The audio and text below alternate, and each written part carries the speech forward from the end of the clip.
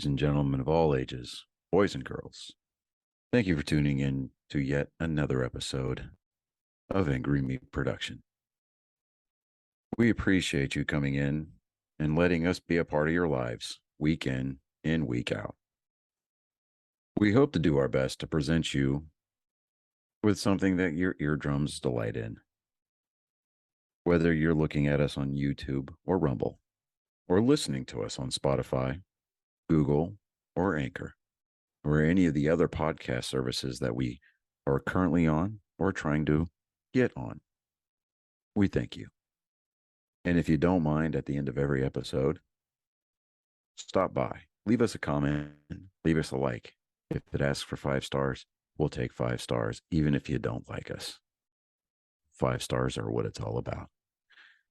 With that being said, we hope you enjoy our attempt to make our advocation our vocation. Ladies and gentlemen, let the games begin. We here at Angry Me Production want to thank our sponsor, Mobile Notary Mindy. She's certified with the National Notary Association. She's also bonded and E&O insured. She offers a wide range of services including wills, powers of attorney, medical documents, healthcare proxies, living wills, certification of trust, assignment of personal property, HIPAA waivers, advanced healthcare directives, and 99 verification. You can find her on Facebook, TikTok, and Instagram at Mobile Notary Mindy. You can also visit her webpage at TexasMobileNotaryMindy.com. That's TX, MobileNotaryMindy.com. Thank you so much, and enjoy the show. Ladies and gentlemen, boys, girls, angry faithful of all ages, welcome to episode 158 of Nerd Sports. If you will notice that in attendance tonight for what seems to be the second I cannot talk tonight, second consecutive week, David Dickerman is in the house, everybody. Woo! Yes. Give him a big hand. Okay, so I gotta let me do the weird sport real quick because I was leading into that. David. Oh, Maria's It's never the same when you're not around. Who else is going to be there? In the chat, Maria has entered the chat, everybody. Maria's here too? Oh, hell yeah. it's gonna be Damn. Maria has And entered is the back chat. together. I Okay, think, yeah. Okay, so man, God, she has missed out on so much. she has. yeah. There's been so much goings on. You missed a world premiere. Yeah, you missed the world premiere of our website. She But missed you are present. You are present, and I can say this. I can say this much. The promises, which have seemed like empty promises, platitudes, bumper stickers, and campaign slogans about our merch store coming online, will come into fruition by the end of the week, because while I am not going to sneak peek the first shirt that's going to be on our store, the We'll other have two live folks here, the other two guys in the room have seen it. Yes. It's fucking I've gotten the seal of approval. The new hotness is living Yeah. up to the hype. Yeah. So be on the lookout on angrymeproduction.com. All one word, of course. If you haven't been on the internet before, then shame. Where you at? Technically, they're on the internet right now if they're listening. You know what? If you haven't been to the website, shame on you. If you've never typed in anything to a browser, if you're strictly on your phone operating through apps, there you go. See, David, you can fucking be on YouTube without being on the internet. You can go to YouTube without technically opening a browser window. It's So true. Technically, be an app. why don't you, sir, Acuna, your fucking tatas? All right, de-stress your breasts, calm your tits. You know, the only reason why I come on the show anymore is just because, I felt like my ego's really up and I need to be brought down really a lot. So I just Well, the fact that you're coming on this show at all tells me that Chris and I need to go get checked. Yes, I would get checked. I'm Absolutely. definitely wearing protection. I'm just going to put that out there. Yeah. I mean, I've got my bandana. Dude, I don't know what's going on. Words are I'm- hard. Words has Word? been There's I very speak specific English good. Words. Weird sport. Go. yeah. But Dead air. Good thing, David. Let's go. Come on. yeah, okay. Our weird sport of the week, the Red Bull 400. Basically, it's you ever do that Thor challenge here in town? That's basically it. But with it's more running and climbing and stuff like that. Yeah. Never heard of it. I mean, yeah. Oh, yeah. Okay. And so that the going up the incline like that reminds me of something. There's another sport that Red Bull sponsors. It's an annual event. It's called like the Dragon Stairs or Dragon Steps or something like that. Yeah. It's the tallest, steepest staircase in the world, and it's in China. Yeah. And it's something like I feel like dragging myself up there. 1.5 kilometers straight up almost. It's basically this incline, but it's all stone steps that have been carved into the side of the mountain. Nope. Yeah, I wouldn't be doing this one either. My right. knees And and there's people that, watching it. dude, they'll sit there and they got legs that look like tree trunks, right? So Right. You'd Yeah. have to. right, they'll climb right on up, and oh my God, we have 7 people watching, and it's under 5 minutes. Oh, holy cow. It's Right out the gate? moment, like, yeah, right out the gate, we're coming out, just a man. little lukewarm. I mean, it's There you hot for us, but little lukewarm. Listen, we're approaching room temperature here. That's a big deal. Yeah, our guest finally gave me a message, so our guest is coming on here pretty soon. Oh, okay. Ah. Well, that being said, I mean, we're going to be in the presence of an Orthodox Russian. I'm just going to say that. It's Okay. not that bad. He calls himself the Russian Jew. Oh, I don't see how that's bad. He's literally Russian. He's literally a Jew. yeah. See, it's okay for him to use that. It's not okay for us. Me, I'm Because Jew. hold on. If he uses it and he identifies that way, great. But if one of us 3 were to say that, YouTube would cancel they would delete our channel. True. Probably. You can't be anti-Semitic. That's a bad word. It's on the buzz list. That's true. Yeah. Feel like It that's was one of the buzzwords that you texted me in the middle of class on a Wednesday night about once. Yeah. I Yeah. feel like that's kind of a moving target though. It is. But I mean, with what the students up at Harvard decided to do, because they're all wicked smart and they think that it's fun and it's witty and cerebral to take down the good old Stars and Stripes and put up a Palestinian flag. But hey, Yeah. I digress. They can get fucked and stay fucked. I'm just kind of putting that out there. I mean, to borrow a line from Jake Barr. I still like how Texas dealt with that shit. Right. They just brought Absolutely. the state troopers and Right. Okay, so let me see here. Now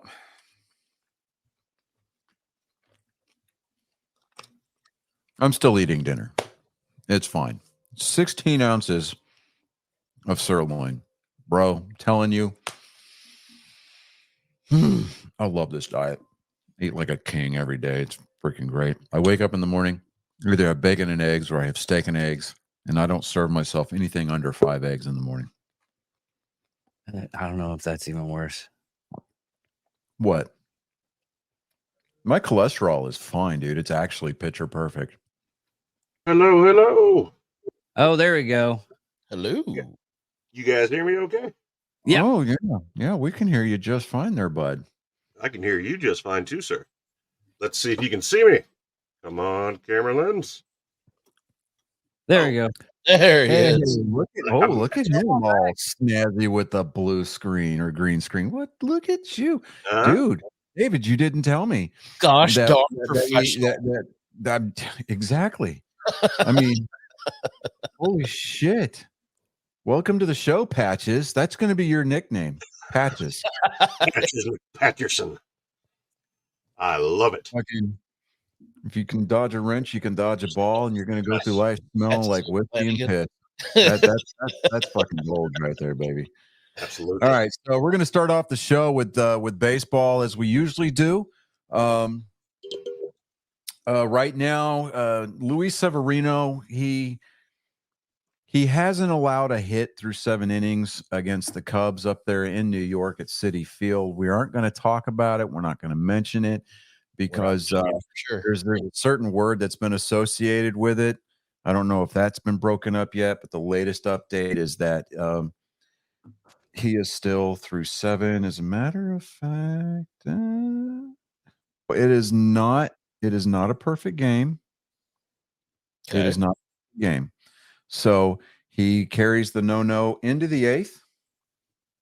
So, hey, good for him. Let's give the Mets something and something and somebody to fucking cheer about this early in the season.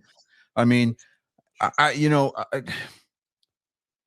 anybody who's listened to the show, everybody's been on the show, they know that I have this just complete affliction against anything and everything New York City sports related. If it's got interlocking NY or pinstripes on it, you can go fuck yourself.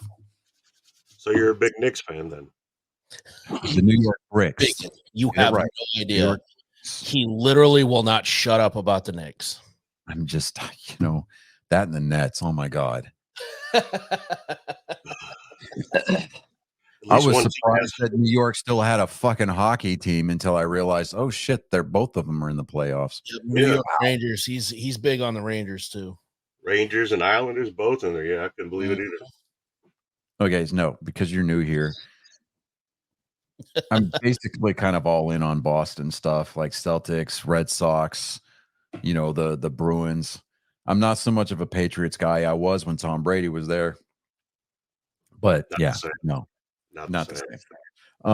But you guys looking forward to things looking up. We hope, maybe. I could care less. Anyways, it's a whole pack.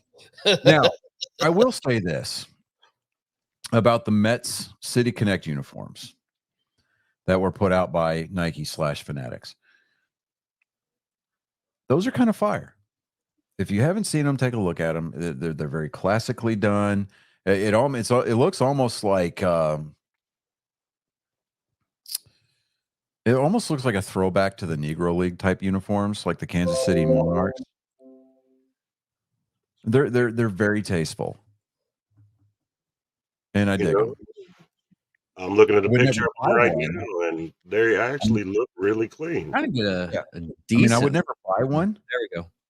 Just because it's New York, I have to maintain an air of consistency. I mean, it's to the point where it's like there's only two Yankees that I've ever respected, and that's Mariano Rivera and Derek Jeter, right? They actually look pretty good. But I would never buy their jerseys to add them to my collection. Yeah, I could see that. I mean, even if the captain himself came up and said, "Hey, let me autograph that jersey for you," I'd be like, due to the constraints of my religious belief.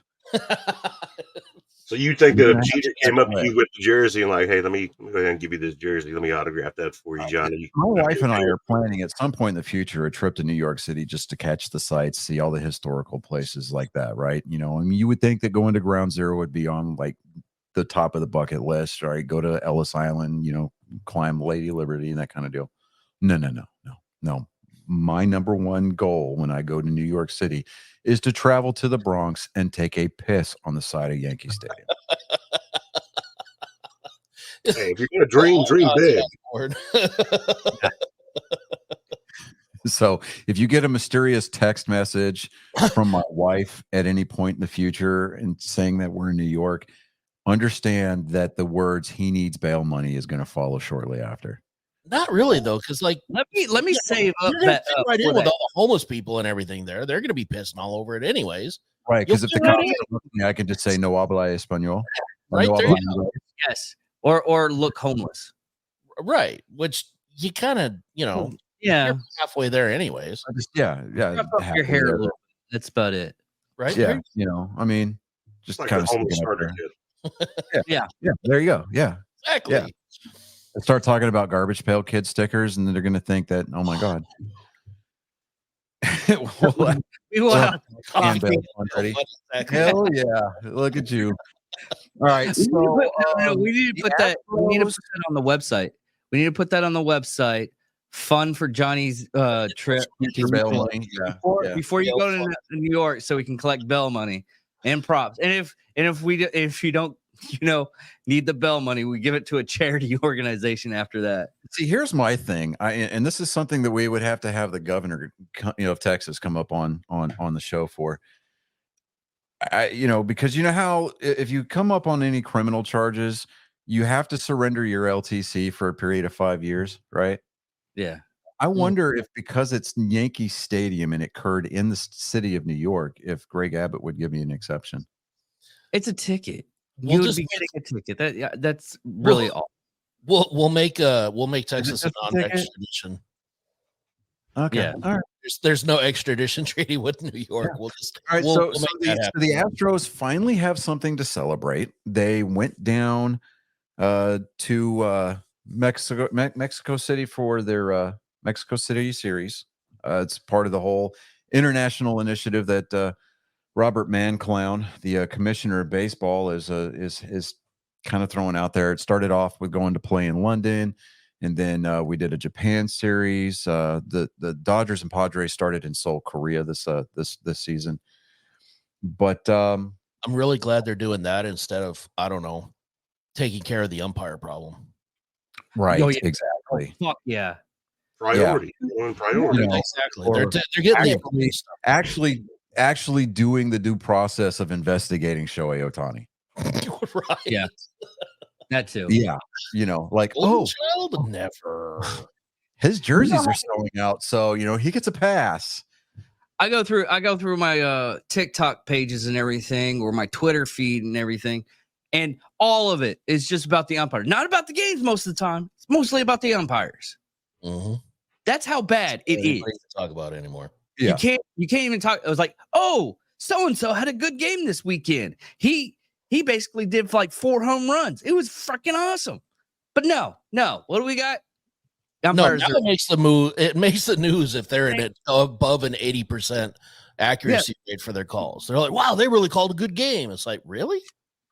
Yeah. Just lowering the bar on our half and allowing it to be for an umpire. It just put this into perspective. A pitcher to get credited with a perfect game, he has to record 27 outs consecutively without allowing a single base runner, right? Mm-hmm. That's no hit by pitches. That's no walks. That's all recorded outs. Right. In order for an umpire to be credited with calling a perfect game, he only has to hit the 99th percentile on his accuracy. Wow. I mean, you could almost say it's close enough for government work. Could we even make the argument that the Major League Baseball umpires this season are all military grade? Yes. Absolutely can make that argument. Yeah. Well, getting back to the Astros, they finally did something positive and constructive for their fan base this season, this early on in the season. They swept the Colorado Rockies in the Mexico City series. Breathe. I don't know. I know she's not trying to be all dominant in the chat. I mean, Good okay. Lord. She's all been MIA. She knows her place. I'm doing like other things while I'm doing the. I'm actually looking at other sports news just in case we want to cover something or we have dead air. So With dead air. You mean like last week, whenever everybody fucking left the room on me? God, yes, basically. And I'm sitting there. Dude, I cut like 40 minutes off the fucking stuff. I'm sitting there, and what was I discussing? I was discussing my take on the Civil War movie, right? And Chris is like, I've got to take this, and then he like jets out for a couple of minutes on the phone. I'm sitting there going, well, I don't know what to do with my hands, you know. It's like, holy shit. Okay. How's it going? And in the land of Baltimore, Charm City, the Orioles fan base, they got a glimpse of the future and then realized they're all fucked because Jackson Holiday was called up with all this great fanfare. He's the #1 prospect in all of baseball. Shut up, Meg. He just got sent back down to AAA because he recorded one hit. He went 1-42 in his major league debut. Sweet baby Jesus, how do you? Ooh. I mean, What was that, Max? I said, why did he get called up in the first place? What they see him? Yeah. Well, that happens a lot with baseball. True.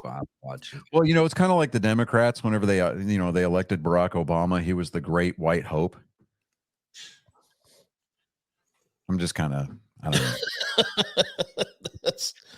know. Everybody wanted to give him a chance. Everybody here in the United States back then, when that election was going on, we just got done with Bush Part 2, which wasn't great.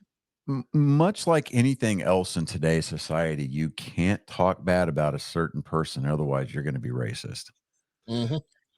Well, this might be true. Maria. If that's the reasoning of people, then yes, we can talk about other races. That's okay. And we could say what we think about other races. That's okay too. It's when we start doing things that would be considered, anybody knows that a hard N is probably not going to be very popular with certain groups. So everyone knows, don't do it. Now, does that mean that we can't talk about other races, or we can't say bad things about other races using the same terminology that they would use against each other? Right. So yeah, no, it's a whole thing. All right. So one last thing on baseball. The Tampa Bay Rays unveiled their City Connect uniforms. And I'm gonna read this here. It is by Adam Berry, at Adam D. Berry at MLB.com. St. Petersburg, on and off the field, the Rays dare to be different. They have become the modern example of small market success by creatively defying conventional thinking, boldly going against the grain, and unapologetically embracing what makes them unique. The video that's playing when you click on the article is, I mean, these are straight up like, they look like they came out of a skate park. Somebody tagged the side of a building with some spray paint. There's the shirt. Oh my God. Yeah, you're seeing the same thing I am. I thought it was a mistake. No. I'm kind of sitting there going, huh. Okay. Okay, cool. Now all right-ish. I'm trying to give them credit because of the fire. And that's about it. At least they're not like atrocious and screams, somebody stole my hot pink marker highlighter set like the San Diego Padres City Connect uniforms do. Yeah. I mean, when San Diego announced their City Connect uniforms, I was thinking more along the lines of like, shouldn't that be Miami? Because I mean, it just screams Miami Vice. I mean, like Don Johnson should have been like put on the white suit, no socks, in the penny loafers, and throwing out the first pitch. I could see that. It does have that 80s day glow feel to it. It does. I'm just like, holy crap, dude. Anyways, all right. So see if I can get now there. I like go ahead, David. Here's the Rangers one, since we actually have a Rangers fan. Oh, no, the Rangers City Connect uniform came out last year. Oh, that's what it was. Okay, so that has got a lot to do with the Hispanic culture in the Dallas-Fort Worth area and the Mexican beer leagues that they've got set up all over the DFW area. Yep. And that's not in any way, shape, form, or fashion meant to sound remotely racist or racially driven. That sounded racist as hell, man. What are you talking about? You said Mexican. Yeah, how dare you? Can't believe that. You're right. I forgot the proper nomenclature is Mexican American. No, it's Latinx. Mexican Americans. Yeah. We don't like knife fights, and we like little white girls and they Debbie too. Yeah, no, I get it. Ah, crap. We're gonna get tagged. You're gonna get that no email. Watched your show the other night. Thought that was pretty funny, did you? Tisk. Bunch of smart motherfuckers on that show, huh? How smart are you now?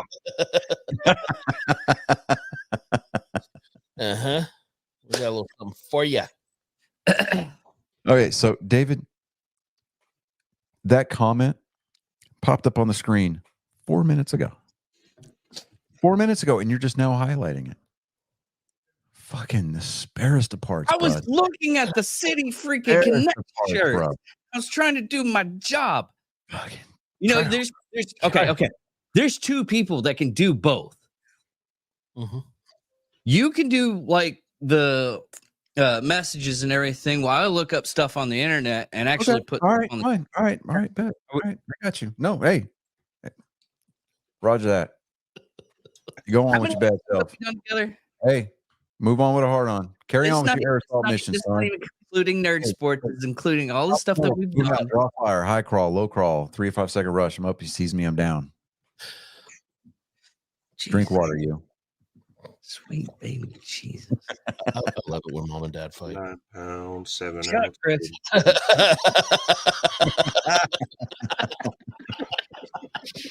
All right. So apparently there was a big thing going on up in Detroit this weekend called the NFL Draft. There was a new number one. There was a new Mr. Irrelevant. And our illustrious guest with the green screen background trying to make us all look bad is here to tell us all about it. Take it away, sir.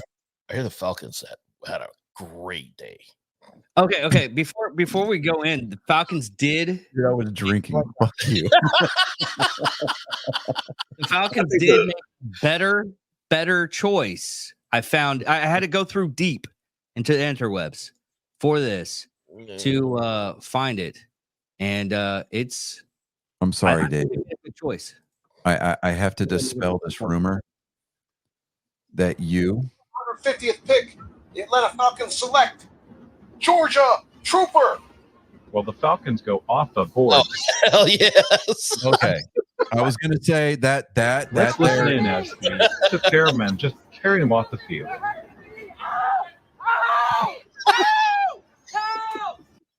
That dude, that fantastic scream, that yell, that oh my god, that's been living rent free in my head all day. That's the whole entire weekend. But I need to put out a disclaimer for our listening audience. When David said that he went deep, that is the only time in his life he's ever been able to say that. Well, is it considered deep if you go twice? Just let this be fun for me. Just let me enjoy myself on every God's sakes, man, please. No, we don't do that here. Not this show. You come to the wrong show, boy. What? No. There you go, Brian. You're down in there deep, boy. Real deep. I like those wheels clean. Real deep, like. Like a stuffed pig, sweet motherfucker, sweet. Wait a minute. Hold on. What's that word that he used a minute ago, Chris? Bird. The birds are wild. Birds work. There we go. Okay. Now with with that delayed fanfare. I'm sorry. We're all children here, man. I'm sorry. Nothing to apologize about. What are you you talking? We're all children. We're just hairy children. Look at Yeah. us. I got this. Dave's got that. Chris is over here. And Chris, There's a reason why we all have seen your child with them. various degrees of facial / body hair, and that's just to keep Joe Biden from sniffing us. And it's working. He hasn't come anywhere near me in like 3 months. So It's very true. At least 3 months. I haven't seen this son of a bitch come out of his cave in I don't know how long. He came out the other day and said, "I'll debate Trump," then left. What the fuck? And then everybody behind him was like, no, he's not doing it. He was just joking. We're Don't just going to forget have an AI debate. Don't forget the pause. Oh fuck! It's a sad, sad day when we're not sure whether or not a sitting president is able to have a debate. That's a problem. I'm not sure whether or not the sitting president can keep from soiling himself while he signs all these executive orders. They're like, he didn't say debate. He said pieces of 8. It might have been that actually. Yeah. Like 2 circles, one big, one little. Just kind of. Right. Or he was asking when they were going to bring him his pieces of cake. Yeah, that is also You true. guys like sweets. He likes the ice cream too. You got to make sure there's ice A lot of ice cream in that man's freezer right now. cream. He might be in his freezer right now. All vanilla. Just ask his wife. Jill, is that true? And if she's not watching, she should be. We might be able to help you with this whole Biden situation you got, Jill. Right. I mean, honestly, how much time does this guy fucking have left? I mean, not before he's out of office, before he's like, deleted. He's Well, made his longer than any other presidency Catholic in office, so I mean, nice job to him. Every his Kennedy's presidency pissed counts off as right an now. infestation, right? Kennedy's president- mad as hell. He counts as an infestation, right? We could call that. Yeah, I mean, you got him and you got RFK. Oh God. 14 years of heroin doesn't sound like a good idea. Come on, live a little. Where's your sense of adventure? Yeah, that's what I'm saying. We need to throw these guys on the field. Well, the let sense them of play a little adventure bit. in that unsecured file cabinet parked next to the Corvette in the garage. Yeah. It wasn't even You a guys- cabinet where they were just boxes. And you guys had some action down there with some exotic cars on the Dallas-Fort Worth area, 2 weeks ago, with Lamborghinis and Corvettes from Kansas City crashing all over the place. Compliments of Mr. Rashee Rice. Yep, that's right. I knew exactly where he was going because I was like, wait a minute. It's like that every day on 45 in Houston, but no, you specifically said Dallas-Fort Worth. So yeah. Yeah. And yeah, there's a lot of traffic. If nobody's ever been out to the Dallas-Fort Worth area or traveled anywhere in Tejas, everything's bigger. There's a lot of traffic. It's 90 miles, 100 miles an hour, bumper to bumper, no accidents. And if there is an accident, generally what happens is everybody flies the fuck by you. But people still stop and attend to those that need any assistance, medical aid, check how they're doing, make sure they're okay. And then there's Rashee Rice. Mm-hmm. Fucking wrecks his cars, leaves the scene, doesn't bother to check anybody, and then wonders why there's an arrest warrant out for him and why that doesn't look good for him. Nope. Hey, I don't know. I don't want him on my team. I'll tell you that right now. Any more than I wanted Kareem Hunt for beating up women or Von Miller for Buffalo with his domestic dispute in Texas that he had a warrant out for his arrest while he was playing the fucking Chiefs on fucking Sunday. I couldn't believe that shit. Yeah, it's crazy. If I had a warrant out for my arrest right now, I promise you they'd be here getting me. I guarantee you. They wouldn't give me the Von Miller, Rashee Rice, any of that shit. Special treatment. Well, I'm Well, going yeah, to attempt to segue so we can get the draft stuff going, but I'm going to segue this by talking about how an alert came across my phone today that Zeke Elliott and the Dallas Cowboys have agreed to terms for a reunion next year, just pending a physical.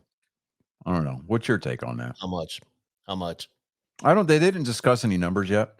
Once the physical goes through, and then I guess they're going to release the numbers, but I see maybe a 1-year deal. Yeah. I mean, especially with the production that he had last year in New England. Trash. I mean, Yeah. Tony Pollard. I mean, where I can't remember where Tony Pollard signed. I think he went to Tennessee. Yeah, he went to Tennessee. He took Derrick Henry's place, Yep. and then of course Derrick Henry does what every other Tennessee Titan does, and they go to Baltimore. Yeah. But so look, for those of you in Cowboys Nation, you can pull your Zeke Elliott jerseys out of the closet and dust them off, throw them in the washing machine, and be proud to wear them again on game day next year. So there you go. I don't know if that's the word I'd use. Hey, I mean, as long as he can score touchdowns, nobody cares. Yeah. He's still got enough left in the tank to where another year, maybe even 2 years, he's got it. But that running back position in general in the NFL, that's the one that got the shortest life. Yeah, I mean, you're going to see people emulating Barry Sanders, and not in a good way. We're talking about cutting their career short. You're never ever going to see people like Ronnie Lott or Emmitt Smith or Ronnie Allstott playing that position the way that it's supposed to be played ever again. Nope. It's all about speed now. It's all about speed. And these guys trying to make these cutbacks, you're just blowing tendons left and right. Now, I want to see if there's a bet going on in the Vegas area, so we can put like $10 on it or something like that, and see if he's going to do the same thing as Aaron Rodgers did last year. Make 4 plays and then season's over. Yes. Not even a chance to throw the ball. Awful. Oh, are you talking about Dak?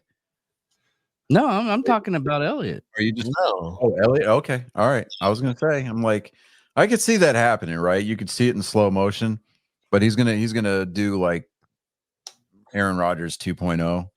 He's gonna push off to close off a passing lane, and you're gonna see both of his calves get real small really quick. And then he's just gonna fall flat on his face. I think the Cowboys, with Dak being the quarterback, I think Dak will get you to the water, but he won't let you drink. It just That's seems every quarterback from Cowboys, from Romo to here. They get you to the. It's like, hey, look, but you can't drink the water. Is it poison or something? Nope. Just great water. There's literally nothing wrong with it, but no, you can't touch. Yeah. No water for you. But it's right there. I mean, Thirsty as hell. We've been fucking playing. I mean, with the okay, so with the exception, actually, no. Quite honestly, the last Troy Aikman was the last great Cowboy. And here's the thing. Yeah, the quarterbacks need to be able to be able to go through their check downs, and they need to be able to make good, accurate passes. Romo and Prescott both proved that they were capable of doing that. They just can't do it on the run. Romo can't do it in December. That's the problem. Well, that's because he was constantly trying to get ready for, the Invitational to qualify for the U.S. Open. Okay, yeah. Totally understand that. That's fair. He's a gentleman, don't forget. Yeah. Yeah. Very distinguished. Yeah. Thinking Christmas presents, Christmas time, and everything like that. He's probably a big Christmas guy. That's probably what happened. Plus his wife's giving him a bunch of shit because she's like, she used to be a sportscaster. She was a news personality in the Dallas-Fort Worth area, which is how they met. And she just kept telling him closer to December, she's like, look, I'm really tired of having to answer questions about you on the air. So just fucking don't play next week. Wouldn't that actually give up more questions, though? I actually see this scene playing out in their house, like the scene between Margot Robbie and Leonardo DiCaprio in The Wolf of Wall Street. Oh, that was great. She's like, you're not going to get to see the pussy if you make the next round of the playoffs. You know, like, and he was thinking about that day in Seattle where the ball hits him in the hands for the game-winning field goal. God, don't remind me. In his defense, though, being the starting quarterback, somebody else probably should have had the responsibility of being the fucking holder. I'm Yeah. just saying. Well, And you're- that question never got brought up ever. Like, why were you the one placeholding? Like, what's he doing out in the field again? At the time, I mean, that's supposed to be the punter's job, or at least the backup quarterback. Yeah. That's usually the way you see it. I mean, the punter's holding, kicker's kicking, everybody's happy. You got a long snapper. It's not like you're calling the fucking wide receiver to snap the ball for you, are you? No, you got a long snapper that does that shit. That's all he does. He long snaps. That's his job. He's a long snapper. Yep. Then you got the fucking quarterback holding the fucking ball. No, mistake. Otherwise, you probably would have moved on that season. You Yeah. definitely would have moved without on a that doubt. season. Without There's no it. way you wouldn't have not moved down that season. Oh. It's not That was easy the to be season a that Cowboys Seattle fan, but went I the whole understand. way and won it all, wasn't it? That was the season Seattle won it all, wasn't it? That Seattle did. Mm-hmm. That I would've think so. I think No, so. that was Pittsburgh in 2004 that ended up playing Seattle and beating them when Holmgren. That's right. That's right. A See, little bit of a controversial game. yeah, because I remember the year that Seattle actually won. My daughter, she's listening. She's going to be so mad. I created a meme, and it was a picture of Kurt Cobain during the Unplugged on MTV set. And it said, "Winning the Super Bowl won't bring me back." So fucked up. And the look you got. And were you wrong? Nope, I was not wrong. Right then. You can be me. You can be bad all you want. I would have to do a deep dive into my Facebook archives to find that meme. But yeah, dude, I caught so much hell from so many different people when I posted that. I was loving life. Worth it. Absolutely worth it. Stirring the pot. That's how you do it. So the All right, draft. so, yeah, the draft. Let's do this. The draft. Oh, the only one, the number one draft pick. I just, the Bears probably just dropped the ball on that one. No, I they don't- drafted exactly who they said they wanted to draft. Everybody, Yeah. We knew who was going to draft knew it. 2 or 3 months ago. It was But just here's the thing. He's not the one. He is not him. Nope. yeah.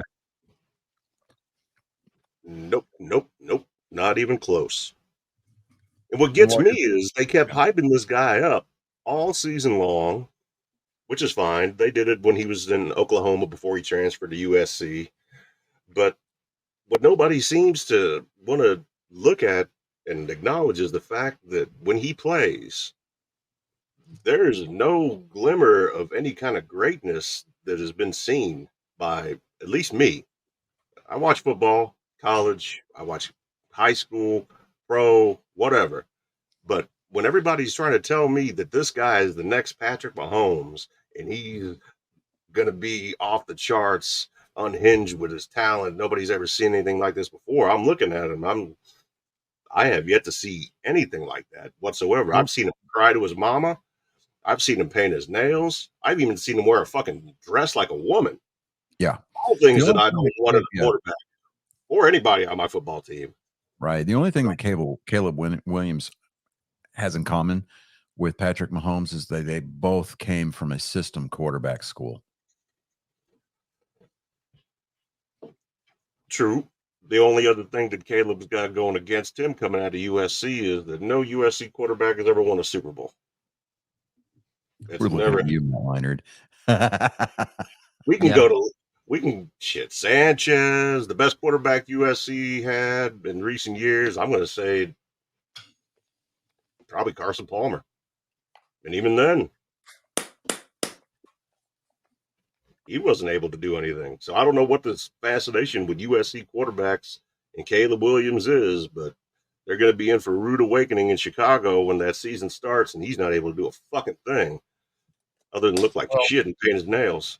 The last great quarterback that came out of that area was UCLA, and he went by the name of Troy Aikman. Troy Aikman, yep. I was going to say, same thing, 89. Aikman was the man. He didn't have a good first season, but 3 Super Bowls later.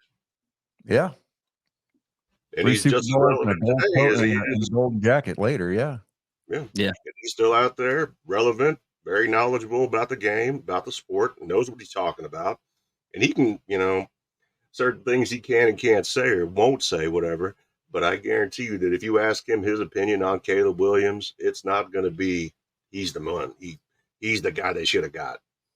Yeah. And in this draft in particular, first round, we saw 6 quarterbacks go. Then from rounds 2 to 5, nobody. And then Spencer Rattler. Yeah. In fact, the first defensive player didn't even get picked till like number 15. No, I'm sorry. The Chargers, Los Angeles, they took Joe Alt with the 5th pick, if I'm not mistaken. Was it the 5th pick? If I'm not mistaken, let me see. Drake May. Then they got I was trying to Fitzgerald. keep up with Number it. 5, they got Joe Alt because Marvin Harrison went to the Cardinals at number 4, and then New England, Drake May. Well, no, I'm talking about defense. Like nobody defensive got drafted until let me see here. There goes your state trooper.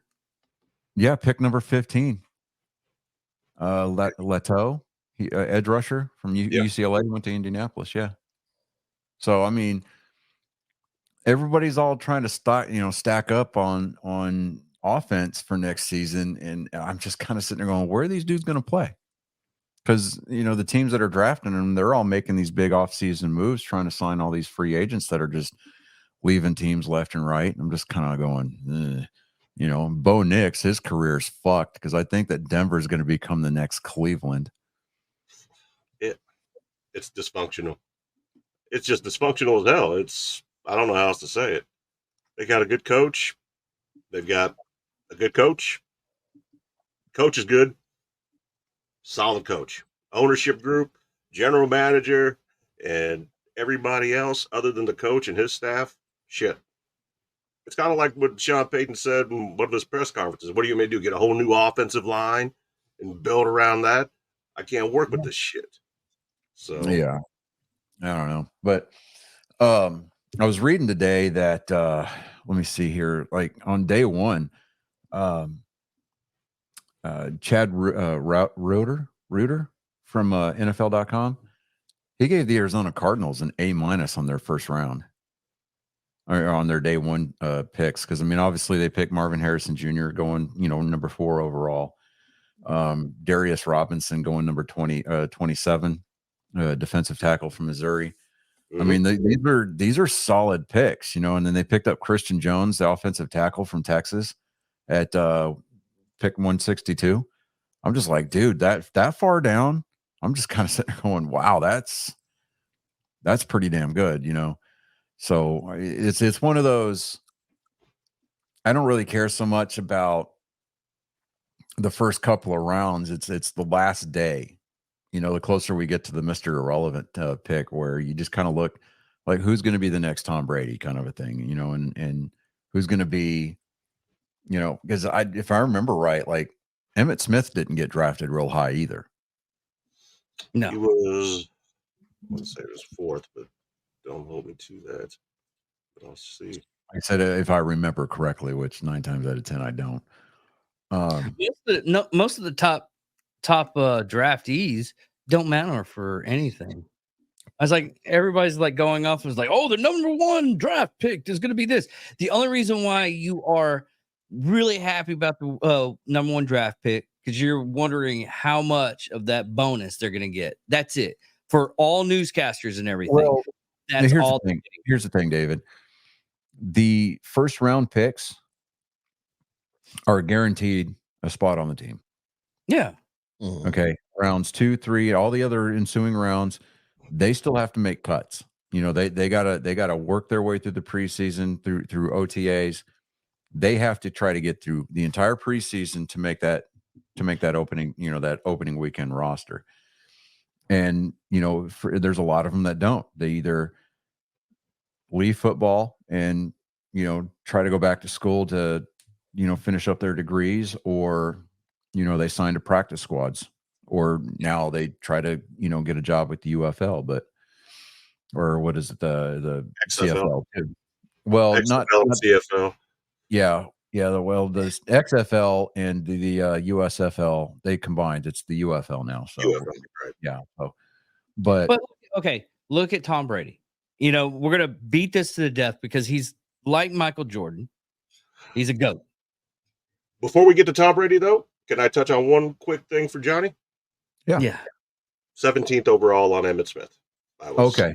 I was Okay. trying to think. What was it? I thought it It's, was 14th. 17th. I didn't think he out of Florida. I remember when he got drafted. I didn't think it was I knew it was first round, but I didn't think he was that 17th. like he fell, because like he was projected, if I remember, like Top there was a 5. lot of talk about him. Like he was projected to go like top 5, top Yeah. 6, and he fell, and everybody was like, "Whoa!" And then he just, of course, he played his career the right way. Yep. And now we're talking about Emmitt Smith being the all-time leading rusher in NFL history. So Yeah. And no which I one's think getting that up to him record's going to stand for a while. That record's going to stand for a long time, especially with the way that the game's played these days. True. Well, like I said, Tom Brady wasn't Tom Brady. He literally says in any kind of interview he does, all the stuff that he does, he literally says, "I worked my ass off to get to the point to where I needed to be." And Tom Brady established early on in his rookie season, I mean, it was during OTAs. He told Robert Kraft, he goes, I'm gonna be the best decision that you ever made on draft day.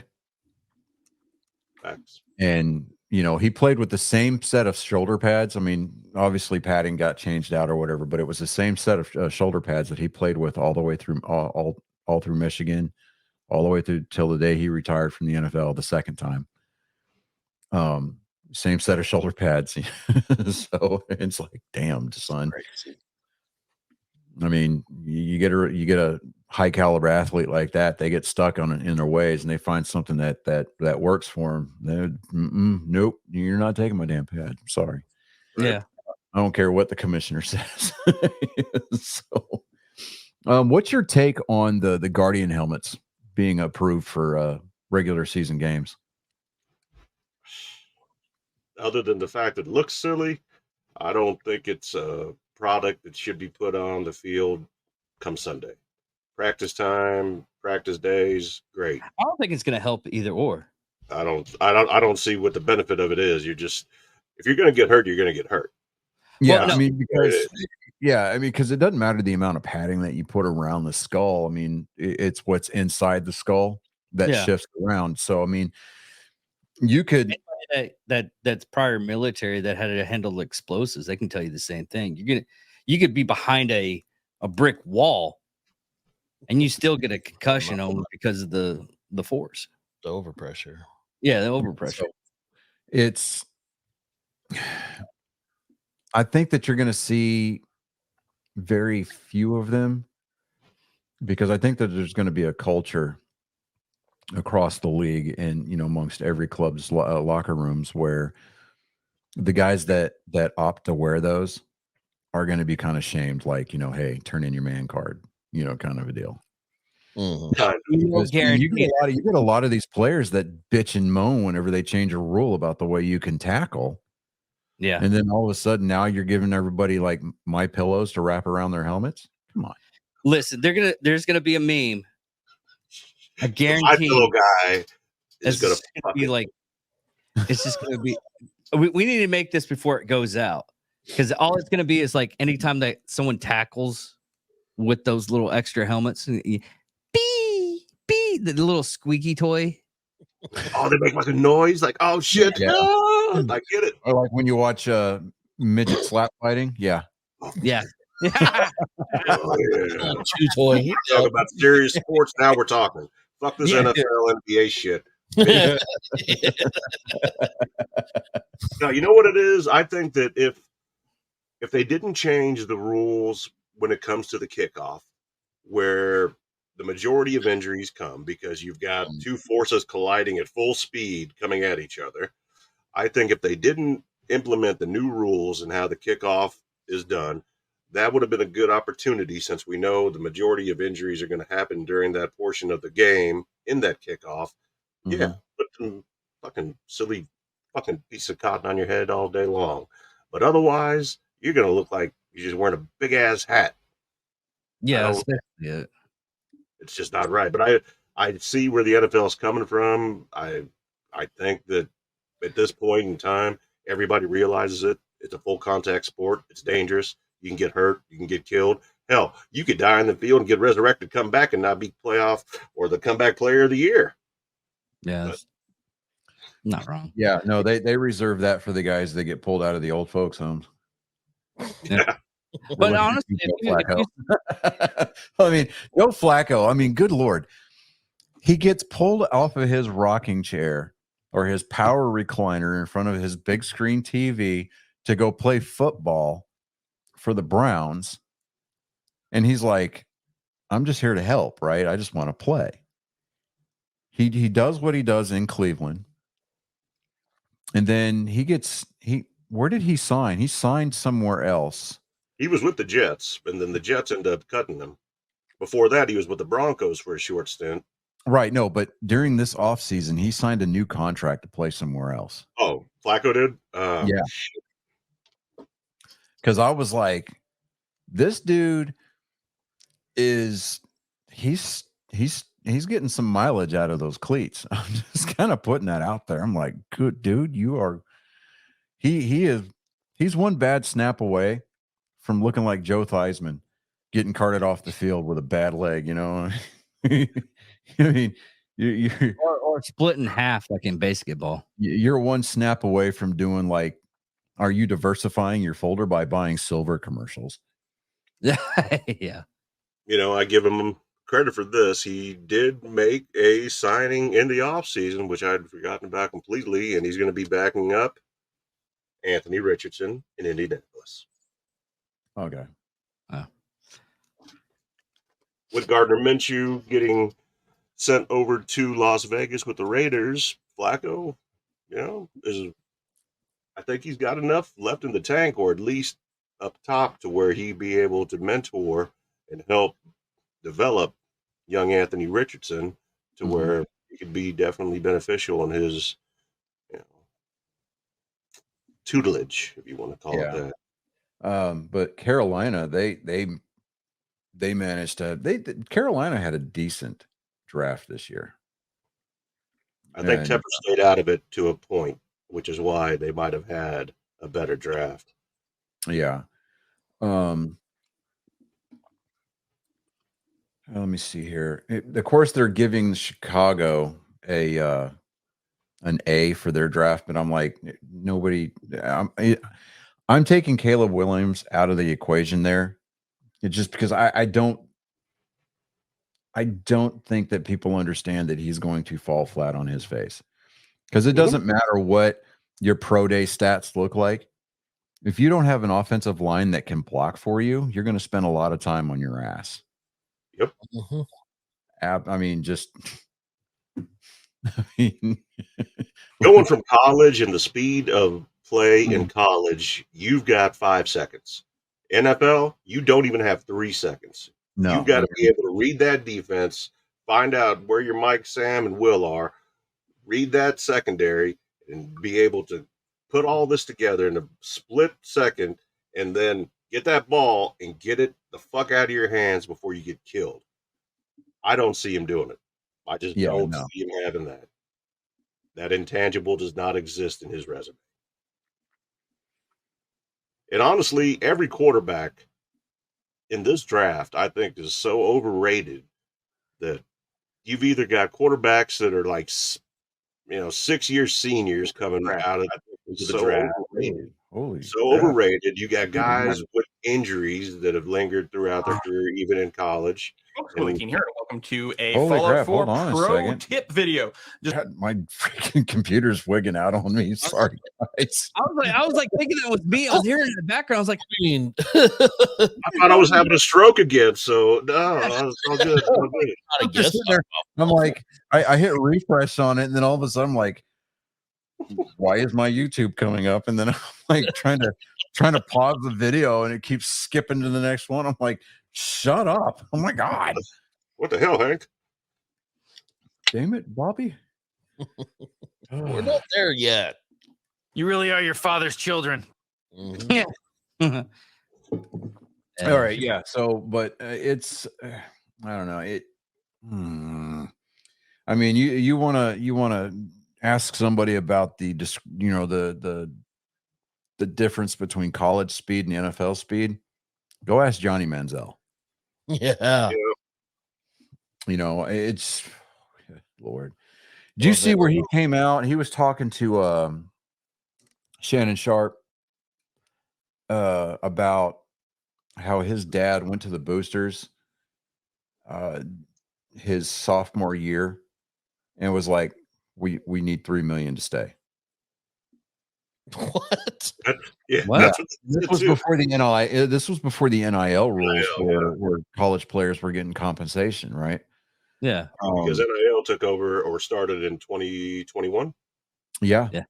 Yeah. So, I mean, college athletes started earning a living playing sports, right?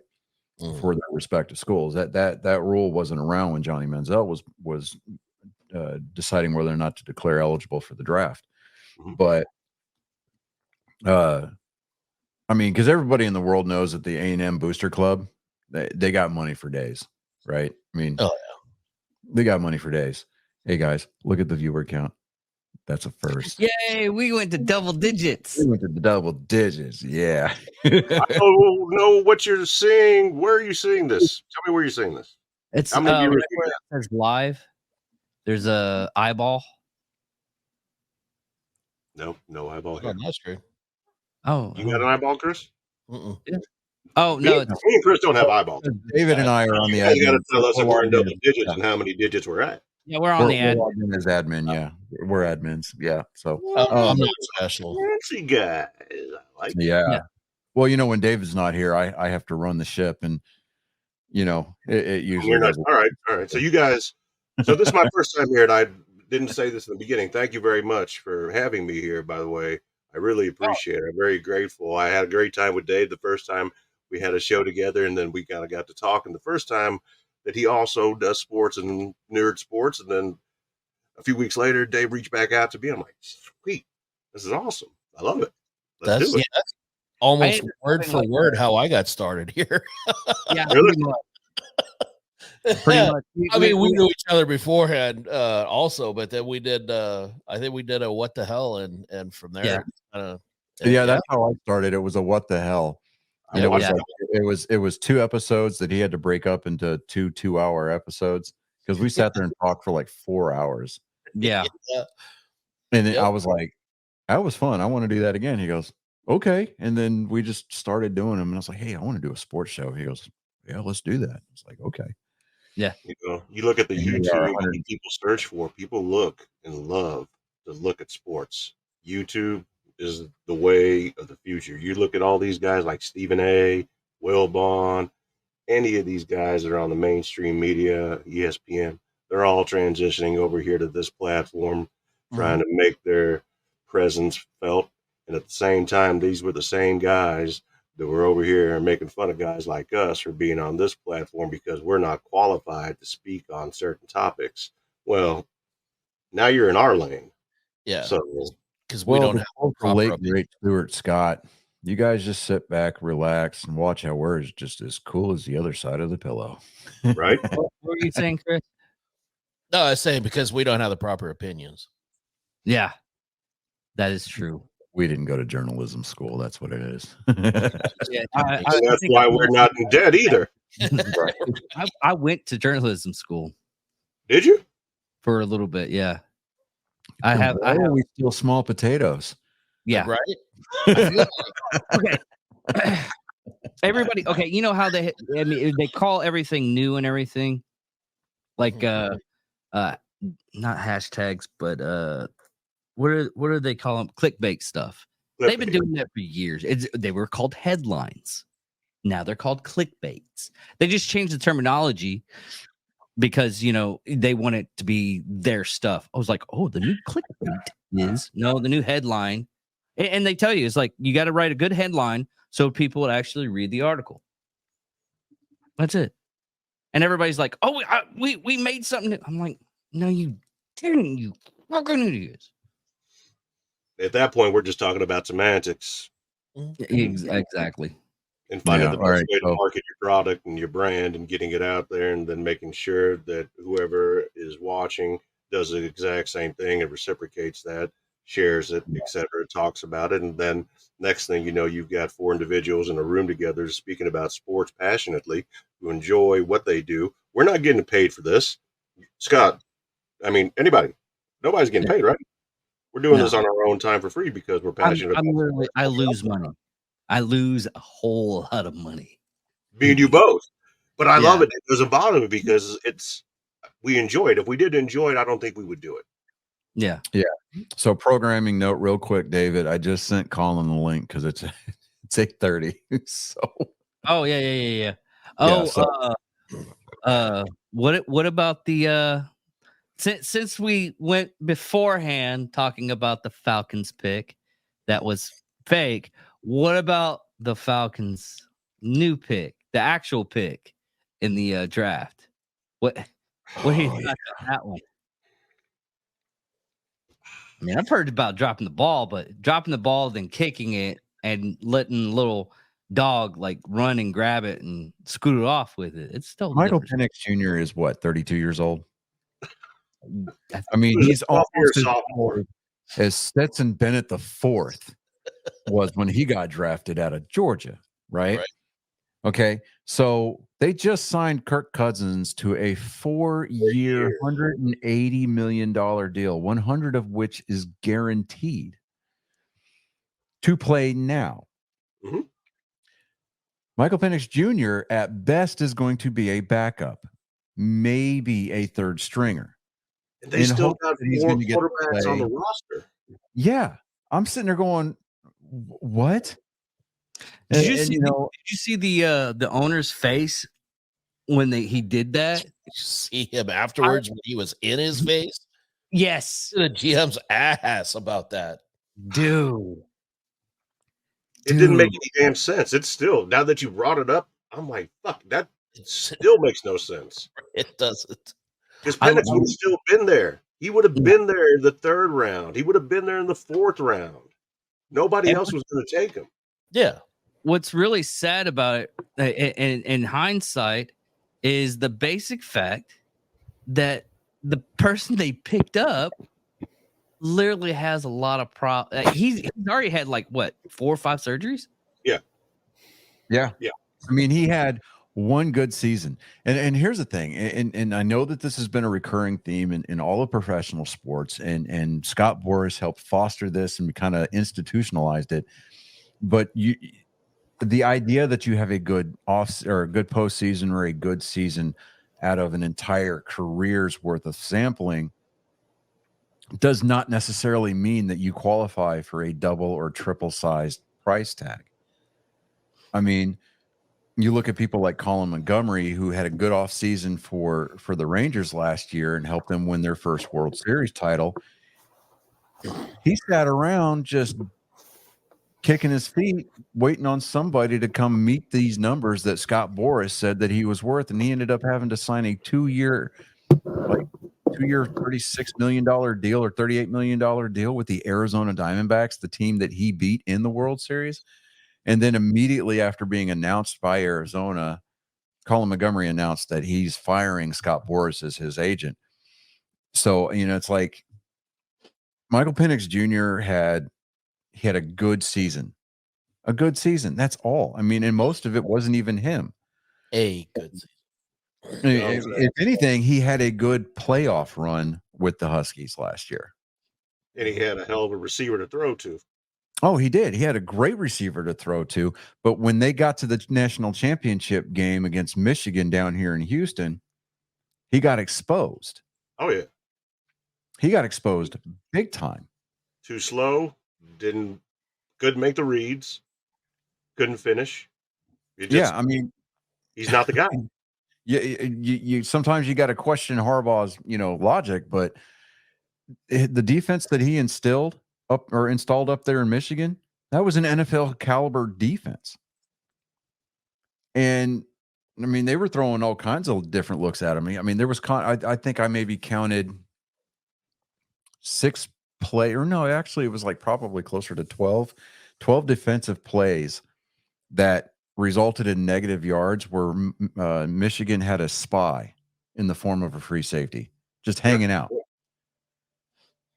And I mean, it's like when he's trying to make his reads and his checkdowns, he's looking primary, secondary, tertiary. He's looking all the way down to his halfback, and everybody's covered. And so he's looking to maybe dump it off in the middle, just out there in the middle of nowhere. Oh, nope, can't. As soon as he let that ball go, where'd that free safety come from? Yep. And I'm just like, how is this guy here? I mean, how is this team here? And this is the team that beat Texas? Come on. Yeah. I mean, and I'm not a Longhorn fan by any stretch of the imagination, but it's not necessarily more that Washington beat Texas in the Rose in the Rose Bowl. Was it the Rose Bowl? I think it was the Rose Bowl. No, Michigan played the Rose Bowl. It wasn't necessarily that Washington beat Texas. Texas shot themselves in the foot by penalizing themselves in that game. I mean, Texas had every opportunity to walk away with that game. It could have been embarrassing for Washington, but no. I mean, the college playoff format played out the way that it played out last year for the very last time before they kind of include everybody and give everybody a participation ribbon. But do you guys want to take a break from the NFL real quick? We'll get back to it. We want to jump into Colin's segment real quick. Go ahead. Absolutely. All right. And here we are, rising from the smoke and haze of desolation. It's much too foggy, but it's a Ronin, bent on wrongdoing that which has been said right. But here, for your ears and your eyes, even to feast upon, I mean, it's somebody's genetic code. But ladies, gentlemen, angry faithful, all ages, it's that time again for joke time with Colin. I'm never gonna stop smiling at that intro.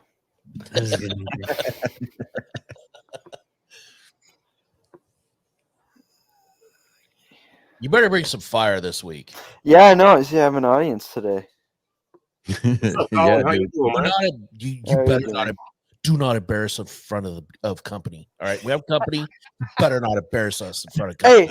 Hey, listen. Listen. These past few weeks, I've brought the heat, and I continue. I'm going to continue to bring said heat.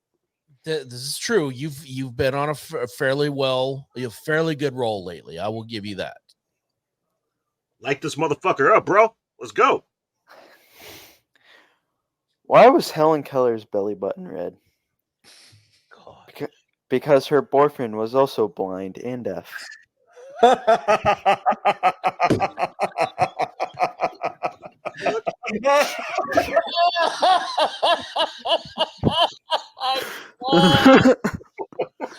Oh.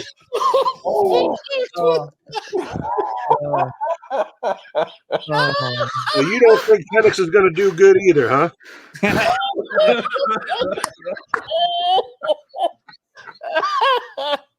Oh my God. This is someplace that it shouldn't be. Oh, shit. I wasn't expecting that, bro. It gets worse. See, we understand the assignment when he comes on, but he still manages. Oh man. This is my kid, by the way. Oh, So- no, all right. I saw the skeleton, but I couldn't put it together. Oh, I thought it was coincidence. Nope. It is. There's You know, and you know, an entire we never genetic- want to assume people's pronouns or their intelligence levels. So I just felt like I needed to clarify that to leave nothing to the imagination. And as a public service announcement, on behalf of that, we are dealing with a country that 1 in every 4 people are illiterate. And on top of that, the ones that are literate are at a reading level that of a 6th grader or below. So we are dealing with big dummies. That makes me feel smart as a grunt all of a sudden because everything in the military is written at an 8th grader reading level. This is a country where what is it? 17% of adults, or 1 in 7. I'm sorry, 1 in 7 adults actually believe that chocolate milk comes from brown cows. Are you trying to tell me it doesn't? Did a study that is a true statistic. Wait a minute. Where's Whoa. chocolate milk 1 come in 7. Next thing Wait. you're going to tell me Santa Claus isn't real. Don't break my heart anymore Bro. over here, Chris. You're Dude. killing me. You tell me there's not a chocolate cow? David I is see a right brown cow. there. If it's a brown cow, it's got to make brown milk. White Yeah. cow make white milk. Yeah. Facts. So that's, we know which one in the 7 is now in this group. We have cleared it up. We now know that I may or may not be mildly retarded. The moon's not made out of green cheese Fit either. right- I hate fit to right in, break your heart David. here there too. It's made out of the best cheese. How do you think I make friends with people? There's usually roofies involved, David. Yeah, I was gonna say it's I'm still surprised that I still drink. AIDS being applied. And I still Usually unwillingly. and I'm still surprised I take drinks from strangers. You're David, you're that guy that's just there. You know, you're just there, and just, people don't acknowledge you. You're just there. You're like a chair. Oh, guys, how's it going? Oh, no. In the middle of Blooded. even. No. What happened there? That was weird. I don't know what happened there.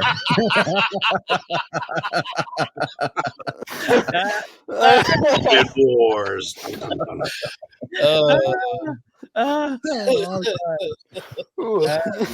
Weird stuff that we do. Colin, tell me something. Tell me something. Tell me something. All What right, do that you was think about this? Give me that some was more. the only good one you had, right?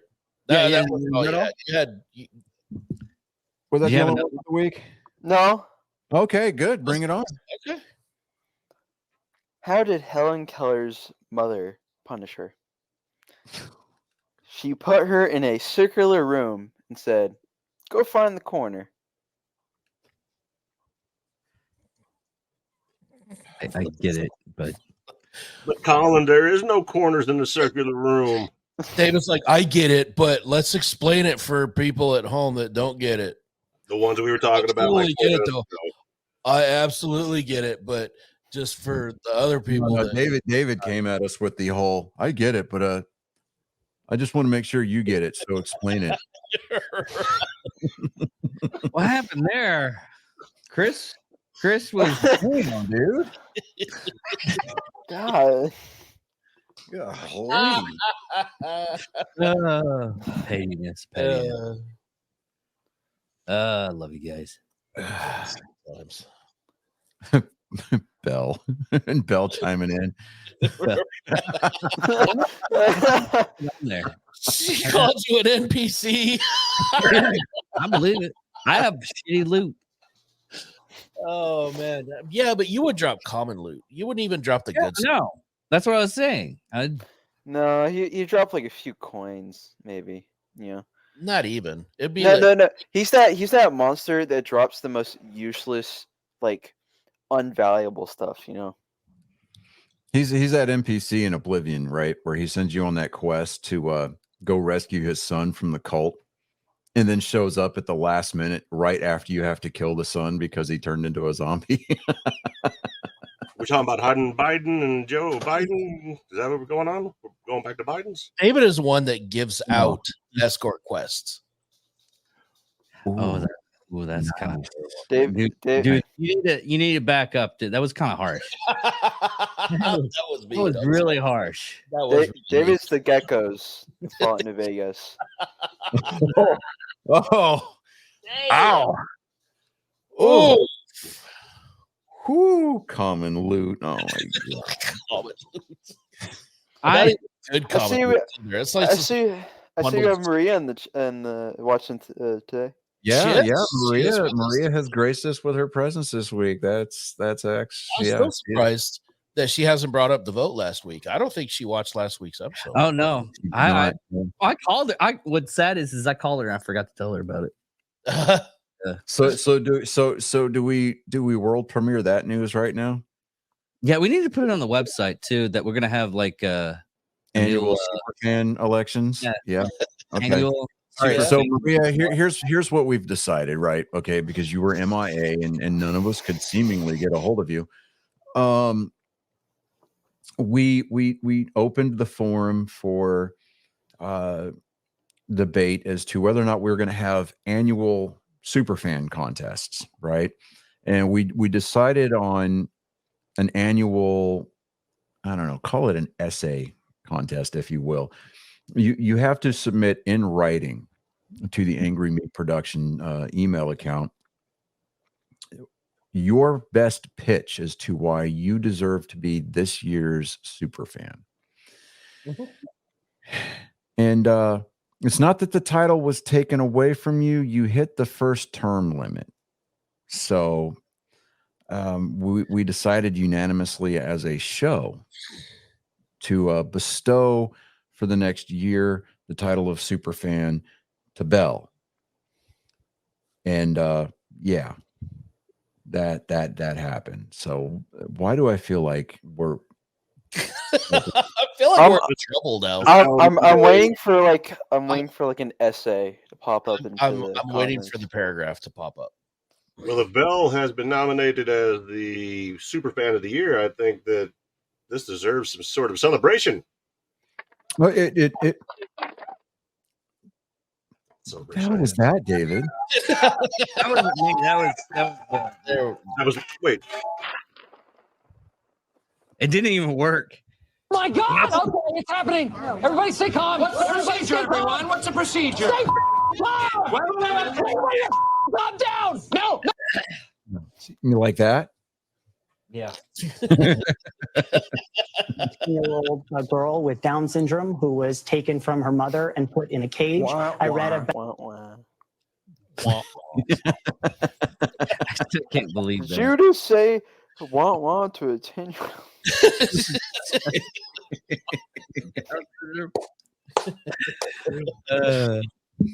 Oh my gosh. Oh man. David, you've got to you've got to redo those sounds, bro, because they oh my god. I don't know why. Maybe it's because I got the you've got the same soundboard, right? No, mine's bigger. Yeah, Not a contest, David. it's never a contest. And don't send pictures. Length always does not translate to girth, my guy. So I'm just kind of putting that out there, dude. No, I got the stuff all the way up. I don't know why. I mean, you're a baguette in a soup can world, son. I'm just kind of putting that out there.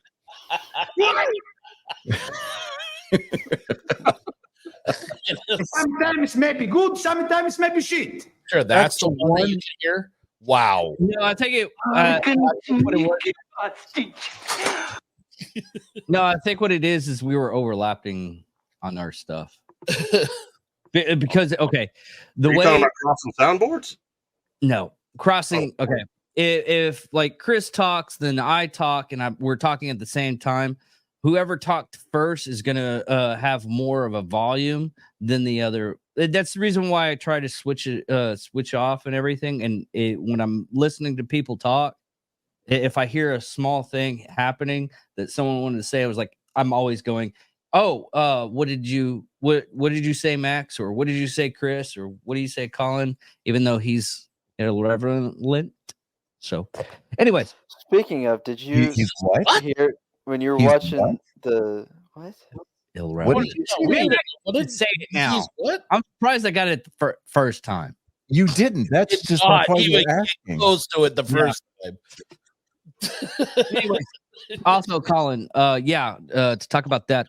Do you have guys another are Colin? really low when I'm listening to you all guys up at work, and the reason why I keep mine up so high is think about it this way: a lot of people that are listening to us on long drives and everything, they're driving diesel trucks. Yep. They have to have their volume up really high just to listen to us.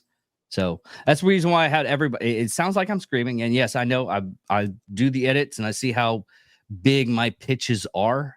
You're just compared an to everybody excitable else. boy. Yes, I am a very excitable boy, but it's because a lot of people that are on the road and like they're working factories, they have hearing protection in, they can barely hear us.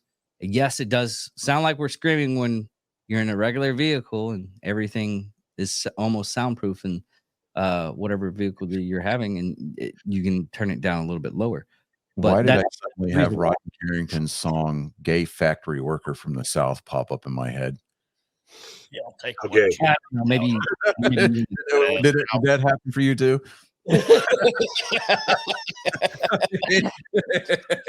Six times a day. Whoa. On every day that ends in a Y. Yeah. this is the reason why I have my own shows. Where is she? Hold on. Damn it.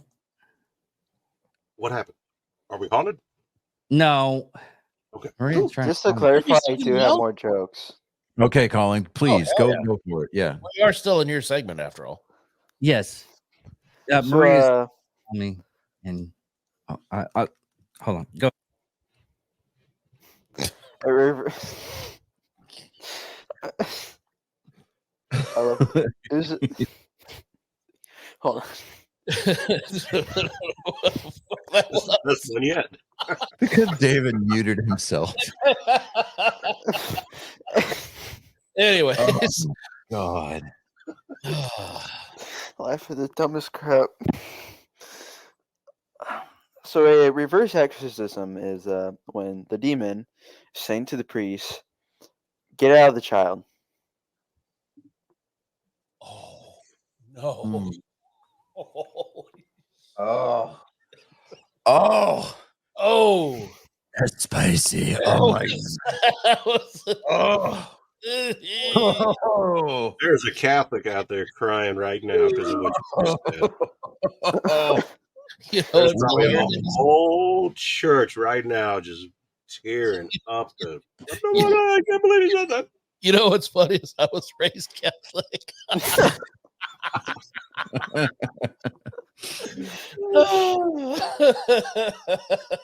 Colin, I love what you got, boy. That's Charlie is good. not that big of a deal for you. Yeah. I Is got it- one more. Bad moments that you found out they're diddling other boys and everything, and you weren't touched because you were the ugly one of the group. No, it's because I grew up in a town of 500 people. We didn't have a full-time priest, and we didn't have altar boys. So And on top of that, David, we have it in certifiable printed proof on our website that this beautiful bastard is the rug that ties the whole room together. it is. It's on the internet, so it has to be the truth. Has to be truth. I mean, Got his it. job title is eye candy. Yeah. Yeah, that is true. What's your job, David? Producer, making stuff and everything, and yeah. No. So I'm not. So what I'm hearing is not good looking. Speaking of this, No, not good looking. At no point in time did I say good looking.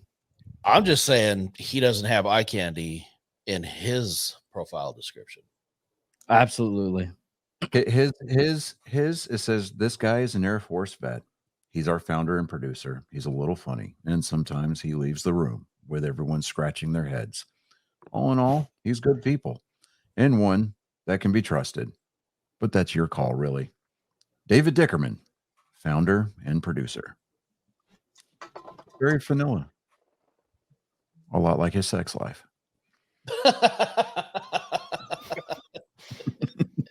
Yep. It's only not vanilla when I have a mirror. Does that count as cheating on yourself? It is because even when he's with himself, he has to imagine other people.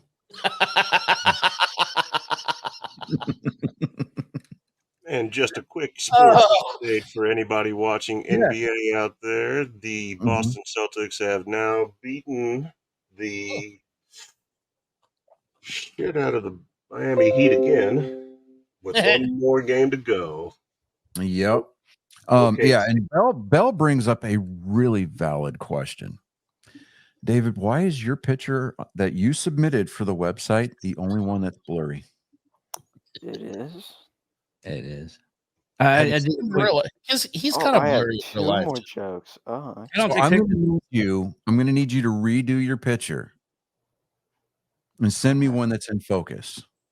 I want to do Yeah, this. that's fine. I ended up I don't take pictures of myself, so Oh, I mean, I've got one that Maria sent me. I Oh, could we can use that absolutely one. use that one. Oh yeah, it is blurry. Oh yeah. I was gonna ask you about that one. Use that one. Fuck it. I don't care. Okay. All right. There will be an update to the website soon. You heard it Dad, I here. have a question. Did you take the picture after I sent you mine or before? You talking to David? No, you. No, you. That my picture? I took that before you sent me yours. Cool. I was wondering because we're doing the same hand sign. Oh, okay. Yeah. You know, plus the whole related thing. Yeah, Yeah. great minds think like. Anyways, I got two more jokes. So, Okay. Go ahead. what is the difference between a tennis player and a priest? A tennis player plays with hairy balls. Oh. That is. Yeah. Damn it. Wow. That one. Damn. There's some Catholic kid right now going, fucking Colin's right. Why He's is rocking Nolan back and right? forth, tugging on his ears, sucking his thumb in the fetal position in a dark corner. Just We got- traumatized. We got our first. Got crucifix and rosary beads out all over the place, burning sage and shit. We get our first message from off our website. You made me come out against my preacher. You know, I don't think we need to be using the words "come out" when we're talking about. Thank you. I didn't want to be the I was thinking it. I didn't want to be the one to say it. Oh shit. No, can't tell me what to do. All right, where's the next That's one? how you spell it.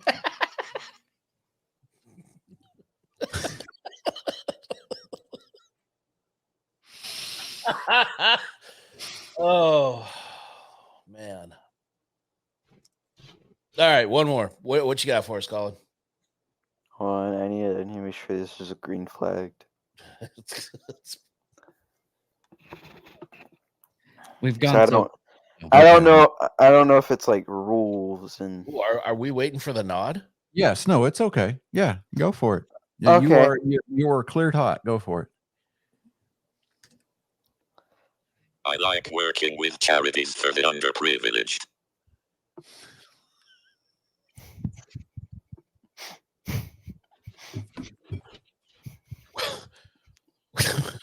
How underprivileged are we talking about?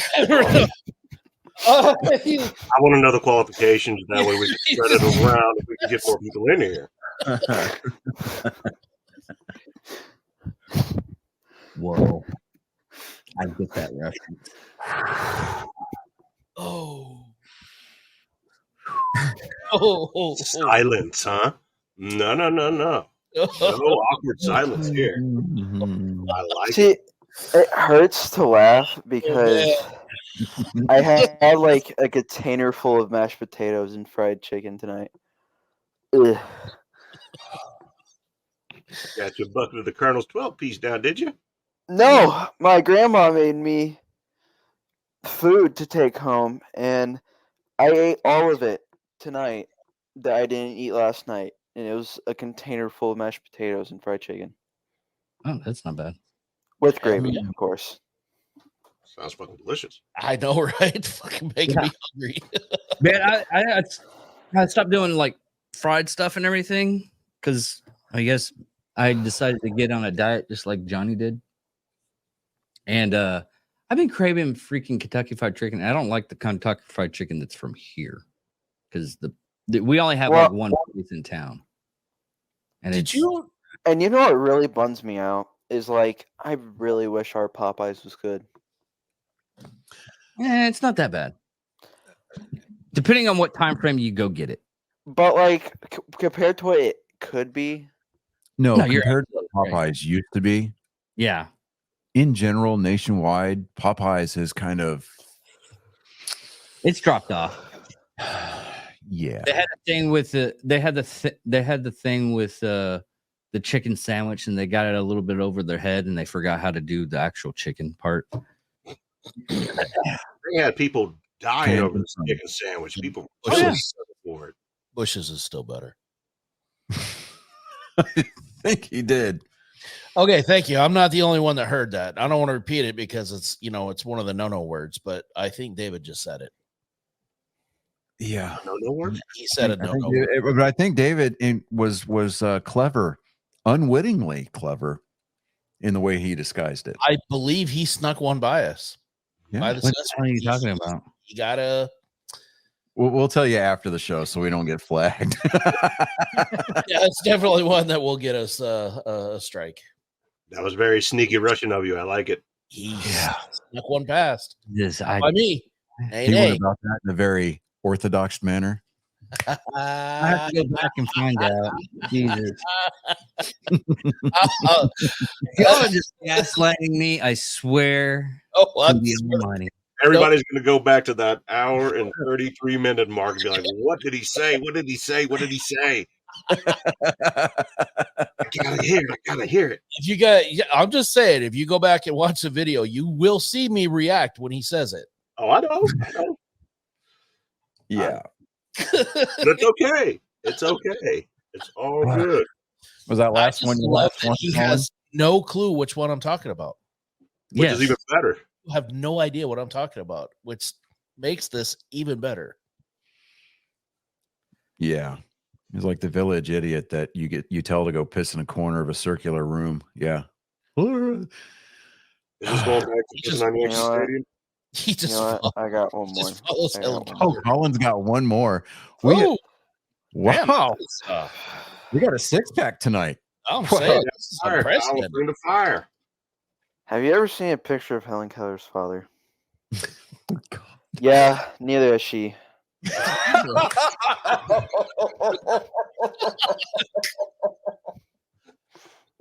God.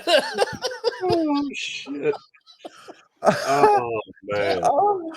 You killing it, man.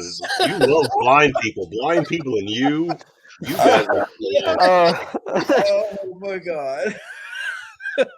down here from where I'm at, down here in Kansas City, there's a blind and a deaf school. Oh, they would love you. I'm gonna put you with them. They won't be able to hear you. One of the reasons I tell these Helen Keller jokes because Chris always laughs the hardest at my Helen Keller jokes, and he found the formula. It's like in the office with what's his name and the meatballs. Stanley and the meatballs. It's like Helen Keller is my meatball. That is it. Helen Keller is the kryptonite that makes Chris go crazy. There's a bumper sticker for you right there. Helen Keller is my meatball. Helen Keller bust. There you go. Biden Keller 24. Are we gonna go ahead and do his outro and then land this plane? Yeah. Well, I've still got to cover NASCAR. So, Oh yeah. I got one thing on NASCAR too. I'll probably I might head out early because I got a star test tomorrow. So Yeah. So let me do your outro real quick. And just like that, he's gone without regard or care for your moral well-being. You, unfortunately, have been witness to yet another traumatic episode of this guy's genetic code assaulting your soul without consent. It's so violent. I just don't know what to do. But, ladies, gentlemen, again, angry faithful of all ages, this was joke time with Colin. never gets old. Never gets old. It was beautiful. There's a tear. I don't know Okay. if you can see it right here. But Yeah. I'm still waiting for the Arnold one. the Chapo? No. Oh my God, Dad, I'm gonna What? send you. I'm gonna send you the thing I use for Stephen Hawking, and you gotta. Even if it's just for one show, we need my intro in Stephen Hawking's voice. Okay. All right. I'm still trying to figure out the whole Morgan Freeman voice, but yeah, we can do some Stephen Hawking. Yeah. Okay. Probably do an 8. All right. You dipping out, Colin? Yeah, I got my algebra start test tomorrow. All right, Kai. So Well, I love you. right. You killed it tonight. Give brother a hug for me. I will talk to you guys later. Later, All Colin. right. Yeah. Colin. There You you got a go. good kid, Johnny. Good kid. That kid right there understands the assignment Every time. Every I mean, time. to the point where I've had to, as an infantryman and having grown up as a sailor's kid, have had to counsel him on what jokes to tell and what jokes not to tell to keep us from getting banned on YouTube.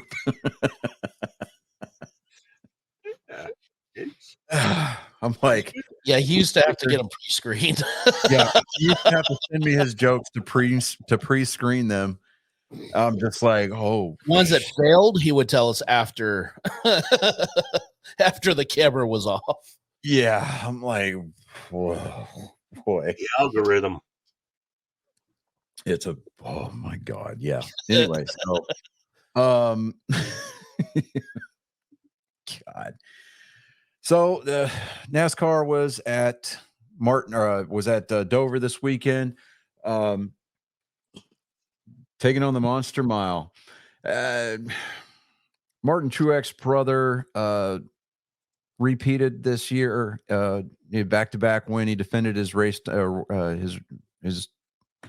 he defended his race win from last year on this very weekend, by winning the Xfinity race. And the driver at everybody just absolutely loves to hate, Denny Hamlin, managed to get a good restart on the last couple of restarts there in the late stages of the race to win the Worth 400. He picked up another Miles the Monster statue, so fucking good for him. Kyle Larson kind of he made Denny earn it though. Kyle Larson actually started way back in the field. He had a hot rod though. He made his way up to the front of the field, led quite a few laps on yesterday's race. Ended up finishing second. Martin Truex Jr. finished third. Kyle Busch came home with a respectable fourth place finish. Chase Elliott rounds out the top five. Noah Gragson in the number 10 Ford for Stewart Haas Racing came home sixth. So that's a career best at Dover for him. Yeah. He's starting to put it together, and I would not be a bit surprised if we don't see Noah in victory lane before the end of the season. So I'm actually kind of looking forward to that. And I would love it if Noah was actually the person that put Ford in victory lane for the first time in the Cup Series this year. I would not mind that at all. Well, Brad Kalitsky and Bubba Wallace fell out of NASCAR's Cup playoff spot after Dover. David, I'm going to educate you. It's pronounced Keselowski. We And- already established I'm fully retarded. So, slightly. Dude, we're only like 10 or 11 races into the season. So the closer we get to Richmond, then we can start talking about falling out of contention for the playoffs because we haven't even the new stuff then.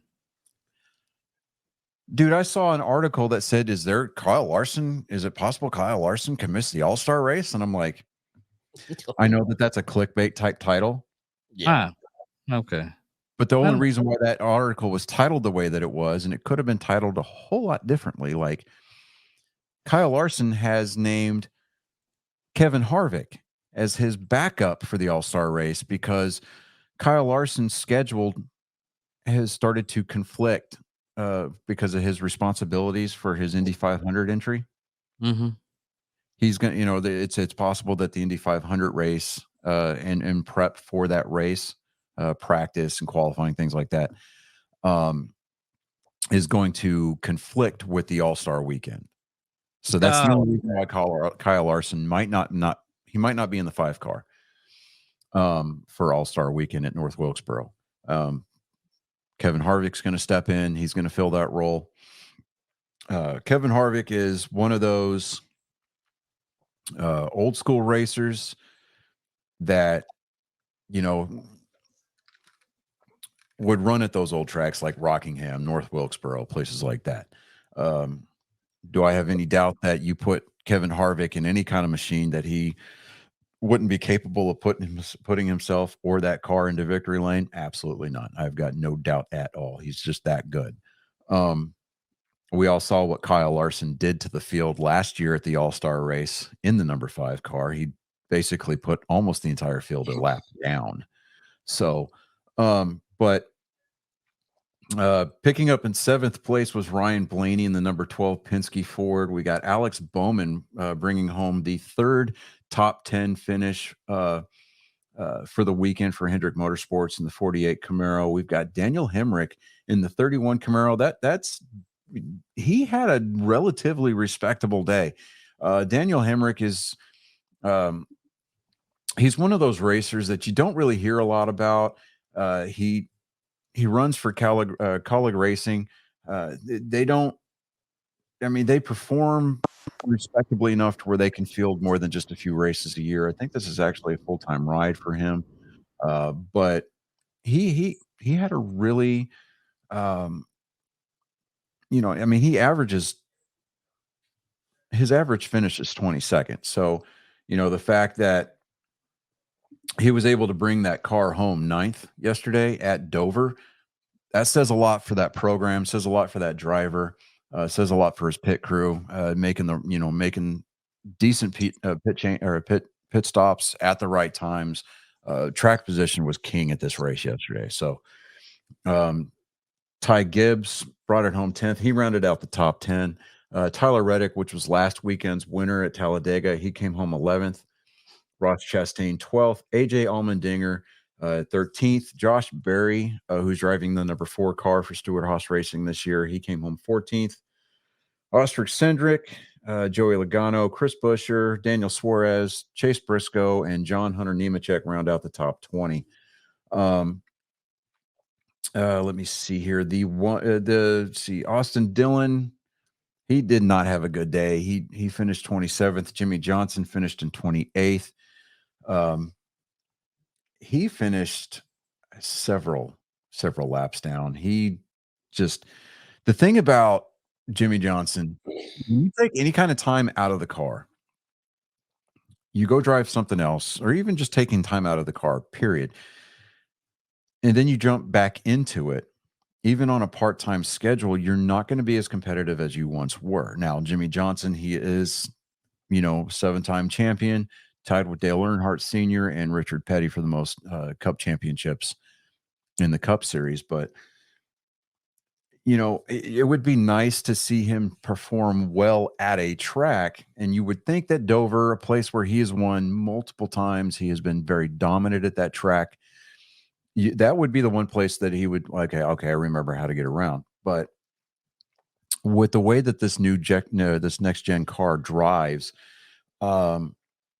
it doesn't drive quite the same way. Where the old cars, if I remember correctly, they were real dependent and heavy on the right rear tire, whereas this car is real heavy on the right front, and it just drives differently as it dives down into the turn.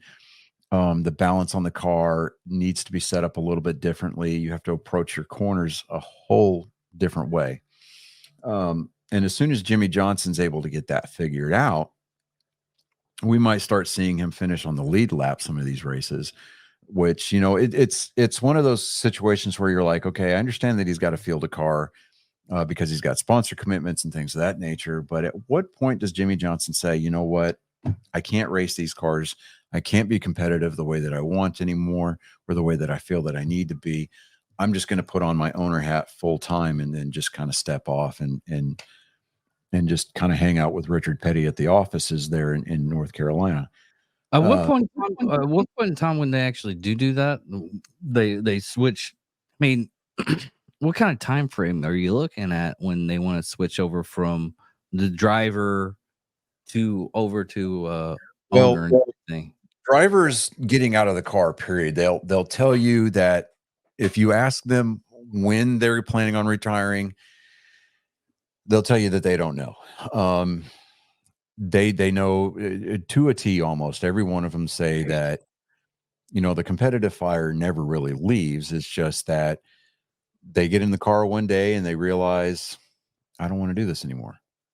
Okay. And it just kind of hits them, you know, and then they have to make that decision. They either announce it at the beginning of the next season, or, you know, because of contractual obligations, whether it be with their race teams or sponsors, what have you, or they announce that, you know, hey, my contract's up at the end of the year. When it is, I'm stepping out of the car, you know, and I'm retiring, calling it a career.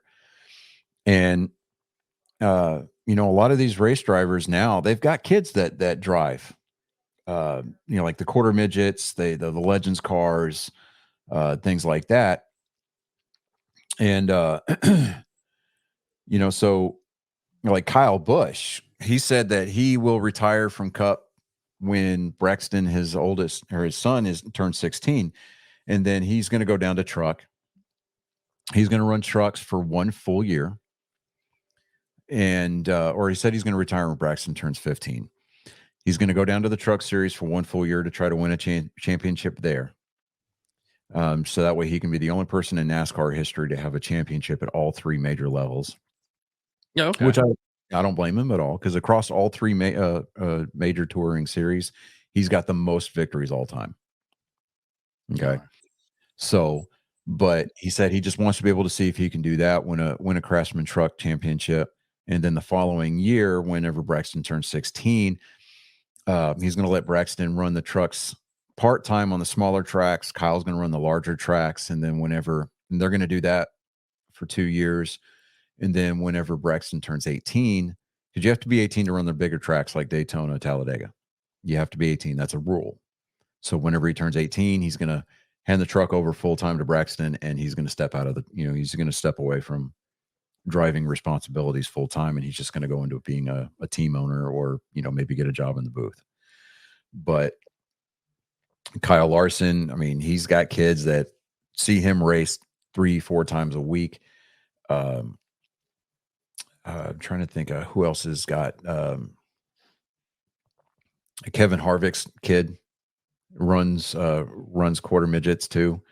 So I mean, it's a generational thing with some of these drivers, and you know, it's fun to see, because, you know, I mean, you look at the talent that we've been blessed enough to watch race these races over the years, and to see that genetically get passed down through the DNA is really cool. So, but yeah, to speak to David's headline there, Brad Keselowski finished 30th and Bubba Wallace finished 32nd. Bubba Wallace wrecked out of the race there towards the end. And Brad Keselowski actually did finish the race. But yeah, William Byron, Bubba Wallace, William Byron, Christopher Bell, and Ricky Stenhouse Jr. all retired from the race because of crash damage. Ryan Preece and Michael McDowell had things go wrong with their car. Ryan Preece retired early on after only 66 laps because there was smoke filling up his car and they couldn't diagnose why, so they just pulled it to the garage and they retired the car. Michael McDowell was causing the problem. Do what? Did they ever figure it out? I'm sure they did. This morning, whenever the teams, unloaded the cars from the team hauler at the shop, and they were able to, unskin the car. But Michael McDowell had a hub go bad on him, so you kind of need a hub in order to make the wheels turn, kind of a deal. But all in all, it was. I listened to the race again on Sirius XM. I was listening to the PRM crew do their job, and and we had this discussion last week where I almost prefer listening to sports in the radio format just because it's just kind of nostalgic. It's old school feeling, and it just feels more raw. It's not as filtered and overproduced like the TV is. So I kind of think, with the exception of Martinsville, which is going to be, I believe, Darlington's in 2 weeks. Next week it's the Advent Health 400 at Kansas Speedway. That race is going to start at 2:00 Central Time. It's going to be on FS1. It's going to be an MRN race, MRN crew doing the race. So you're going to have Dave Moody calling the race from the exit of turn 2. Love listening to that guy. It's also going to be on Sirius XM or on your Sirius XM app. That's going to be another race that I'm going to listen to. I'm going to try to watch Darlington on the 12th. I'm not sure how successful I'm going to be because that is Mother's Day weekend. Yes, that has been a reminder officially to all of the guys in the room and those listening at home. May 12th, Mother's Day. I know this because I got tickets to the Houston Renegades, the UFL team here. I got tickets for that game. And then I realized today, I was like, shit, that's Mother's Day. I'm not dragging my wife to a fucking football game on Mother's Day. I'm not doing it. Nope. So the gift that keeps on giving. I'll do it. I'm not doing it, man. As it is, and she already knows this. Don't come at me with she's supposed to be surprised.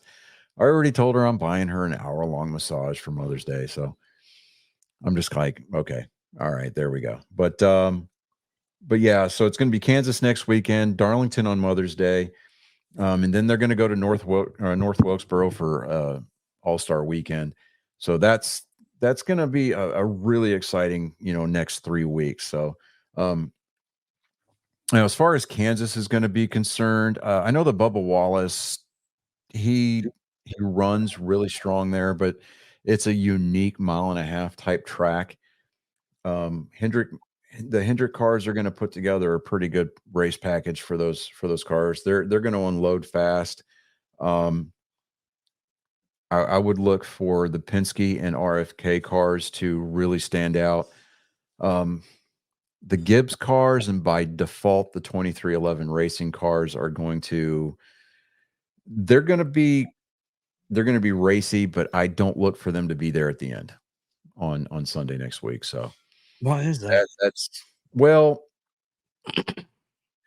Just because they're going to get pushed out, obviously. Because with the Chevys this year, the Chevys have been running really, really strong because the notes from last year, because they're really basically running the same body style or the same body that they ran last year. Obviously, because Chevy discontinued the Camaro, which I think is a horrible decision, but whatever. I don't make those calls. They do that all the time. They, I don't know what it is, which I'm with you with the Chevy stuff, but they do that constantly. It's like right before the new Transformers movie, they came out with the Camaro again. Well, yeah, I was surprised to see the Camaro in a Transformers movie because I knew it's like, oh, that they discontinued it. What it is they usually, and this is only for the Camaro for some unknown reason. They discontinue it for a while. They redesign it to the specs they want, and then they re-put it out. They're not. Here's where I think Chevy went wrong with the Camaro, though. Here's where I think Chevy went wrong with the Camaro. They over-designed the car. They made it too much like a junior Corvette, and they priced it out of reach for. They outpriced it. I mean, there's not a. The Camaro is more of the affordable midlife crisis car now. Yeah. I mean, normally you would see guys in Crocs or white New Balances with the fucking white crew socks, denim shorts, and a fucking polo shirt buying Corvettes. Now, I mean, they're out there buying the old Camaros. And I mean, you get the top end Camaro, the ZL. What is it? The LTE1 or whatever. Whatever badges they're throwing on them now. I remember the days when it was easy. You had the SS and you had the Z28. Anyways, old school IROC. Right. Yeah. Or the Berlinetta. You remember that one? Well, I got a friend of mine got a Camaro, and but here's the thing: the top end Camaros are like $75,000 to start. Yeah. You spend another 30 grand, you can go get a fucking Z06 Stingray Corvette. Yeah.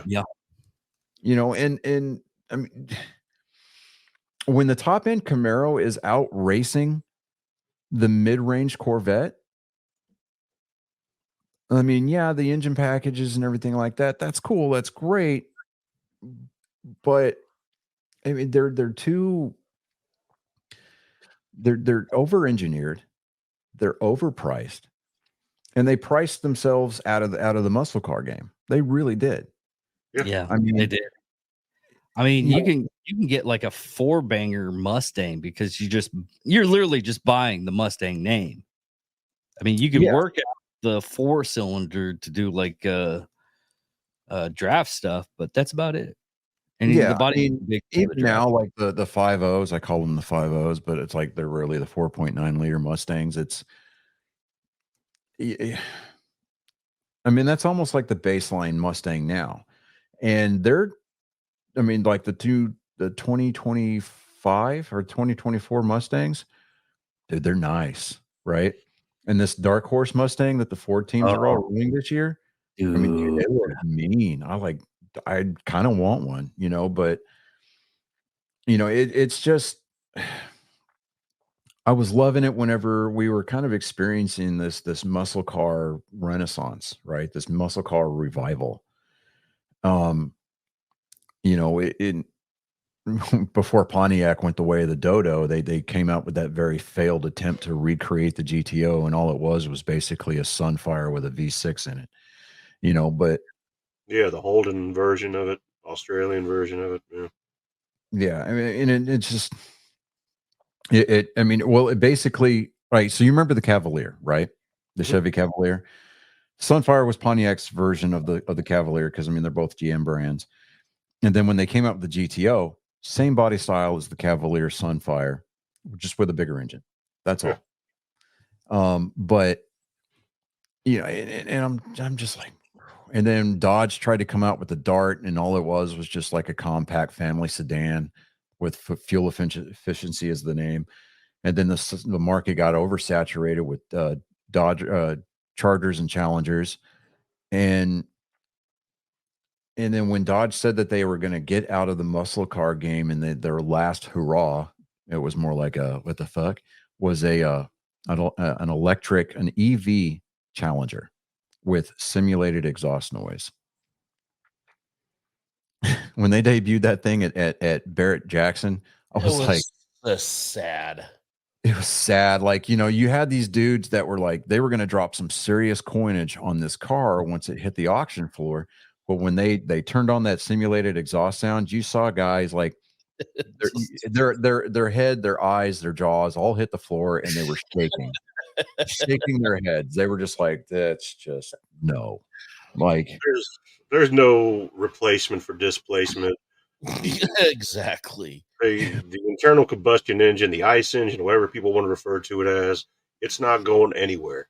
Anybody that thinks that they're ready for an electronic car and that this country or any country for that can support it, we can't. We don't have the infrastructure for it. There's not enough charging You stations. have to, just wait till you have to replace the battery, and you have to basically buy a whole new car. I was gonna say we don't even have the electrical capacity right now to handle. No, we would tear down the grid. It's the most asinine, backwards thinking ever. And then we have to go back to the beginning of the 20th century to where we were electric already, electric trolleys, electric everything. We got rid of all that because of fossil fuels. You know, the oil industry. It's not going anywhere. There's too much money to be made and too much money not to be lost. So You really just want to hop in a time machine, throw Thomas Edison in jail, and let Nikola Tesla live. Yeah. But yeah, so ahead of time machine. and I've seen the Cybertruck in person. My wife got to see her first in-person Cybertruck yesterday. Isn't it sad? It's She was just like, she goes, that doesn't look real. Like that looks like a cartoon truck. And I'm like, right? No, it looks like a truck that every third grader in America has ever drawn for arts and crafts. yes, that is what is a 5-year-old draws when you are trying to draw a car. That's well, a lot of companies right now, they're getting rid of their EVs. Yeah, They're Ford said that they took a 25% loss on every EV they have ever sold. Yeah.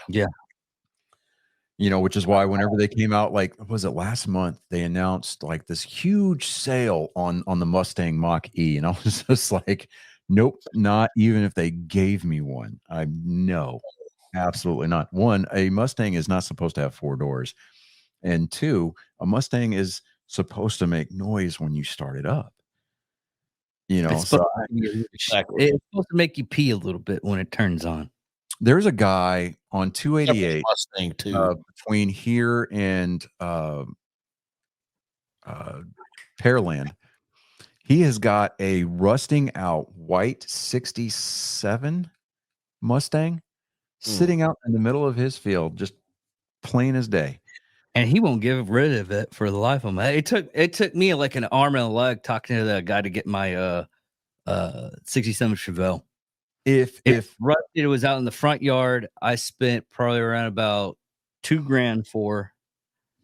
If I didn't have, if I had $5,000 sitting around with nothing else better to do, I'd throw a flatbed trailer on the back of a truck, drive up to that dude's trailer, and be like, "Hey," and yes, I said trailer. I'd drive up to his double wide, and I'd be like, "Hey, dude, here's 5 bands right there. I want that Mustang." Yep. Don't run. Don't give a shit. I'm giving you $5,000 for the body and the frame. Yeah. Nowadays, you can. Oh man, the stuff that you can do now, it's just like gun building now. Yeah, cars. it is. But get the frame, I would cheat a little bit. I would cheat a little bit if I bought a Mustang like that. I would cheat. I would drive it out to California myself, and I'd find Chip Foose, and I'd hand it over to him and be like, "Build this." Yeah. Build it, and then I will drive back out here, and I will stick it back on a damn trailer. I'll put it in an enclosed, car trailer, and haul it back to Texas, just to keep the miles down on it. But right, I don't want nothing big and obnoxious. You can put a small block V8 in there. I do not care. Or even put a Boss engine in there. The largest I think I would go is maybe a Coyote, but past that, not really. Like, because I've said it on the show before, my dream car though is a '77 Chevelle SS with a 454 under the hood. Big block. Mm-hmm. Yeah, the kind of car where you start it, you immediately have to go to a gas station. Yeah, you would hate almost watch. I want that time so retarded where you sit at the stoplight and you just sit there and go. I want that. Like, what's wrong with your car? Put it neutral and kind of goose the gas a little bit, and you see the whole body go. Yeah, dude. You would hate me back in the day. That was my car. It was a '67 Chevelle SS. Well, I said 77, but yeah, no, I get what you're saying.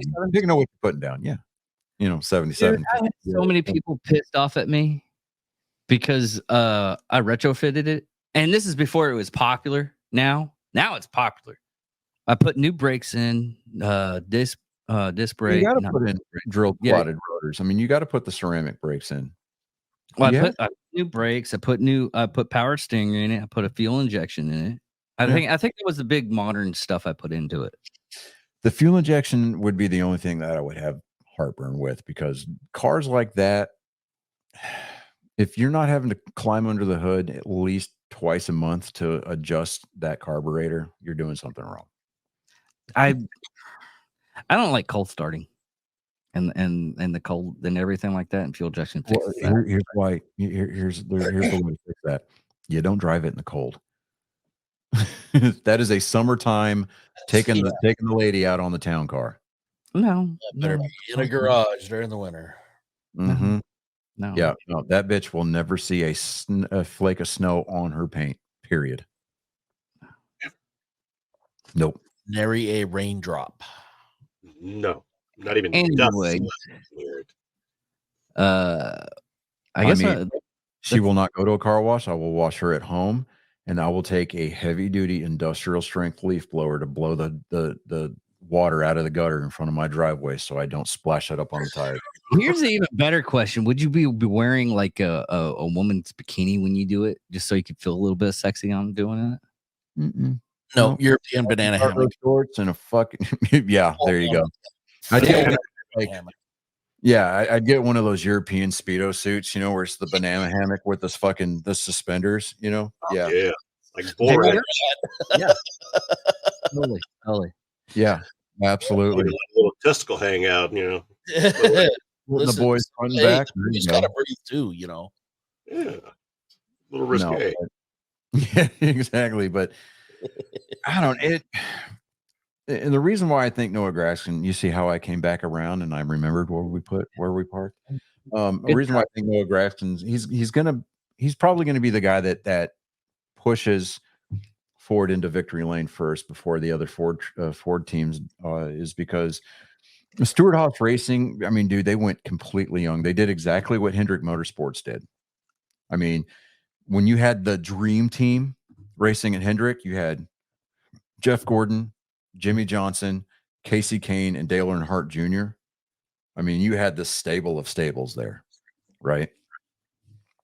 And then you had when Kevin Harvick went from RCR to Stewart Haas, he brought a championship there, and just and Tony Stewart obviously was racing for his own team. So I mean, there was 2 championships under that banner alone. But I think Noah he's got it figured out now. But where before, I think maybe he was brought up maybe a year too soon, filled in a seat a year too early, just because he needed that extra year of maturity back down in the Xfinity race or series. But he's got it figured out, especially after that dust up with being suspended by NASCAR for liking the wrong meme on Instagram. Which is ridiculous. Yeah. To put it into context for you, it was a George Floyd meme, and he liked it, and somebody screenshotted the fact that he liked it, and it made the rounds, and NASCAR was like, "Ooh, no, you can't do that." And so they suspended him indefinitely. He went to sensitivity training, he applied for reinstatement after the end of that particular season, and he was reinstated. Stewart Haas Racing picked him up, put him in the 10 car, and he's been producing for him. So he's got the drive, he's got the knowledge, and he's finally got what I view as the maturity enough to bring that car, that Ford Dark Horse Mustang, to victory lane. And I think if he doesn't do it next week, I'm looking ahead on the schedule after All-Star Weekend is, let me see here. It's not going to be Charlotte Motor Speedway. It's not going to be for the Coke 600, not Memorial Day weekend. It's a 1.5 mile track. That's going to be a dogfight between the Toyota and Chevy teams, especially for the 600 miles. I mean, that is the longest race in the world all year long. Okay. As far as mileage is concerned. I mean, they don't even run 600 miles when you're talking about Le Mans. So, but I think the place where he's going to really kind of come into his own is going to be either when they go to Madison, Illinois for the Worldwide Technology Raceway on June 2nd, or Pocono on July 14th.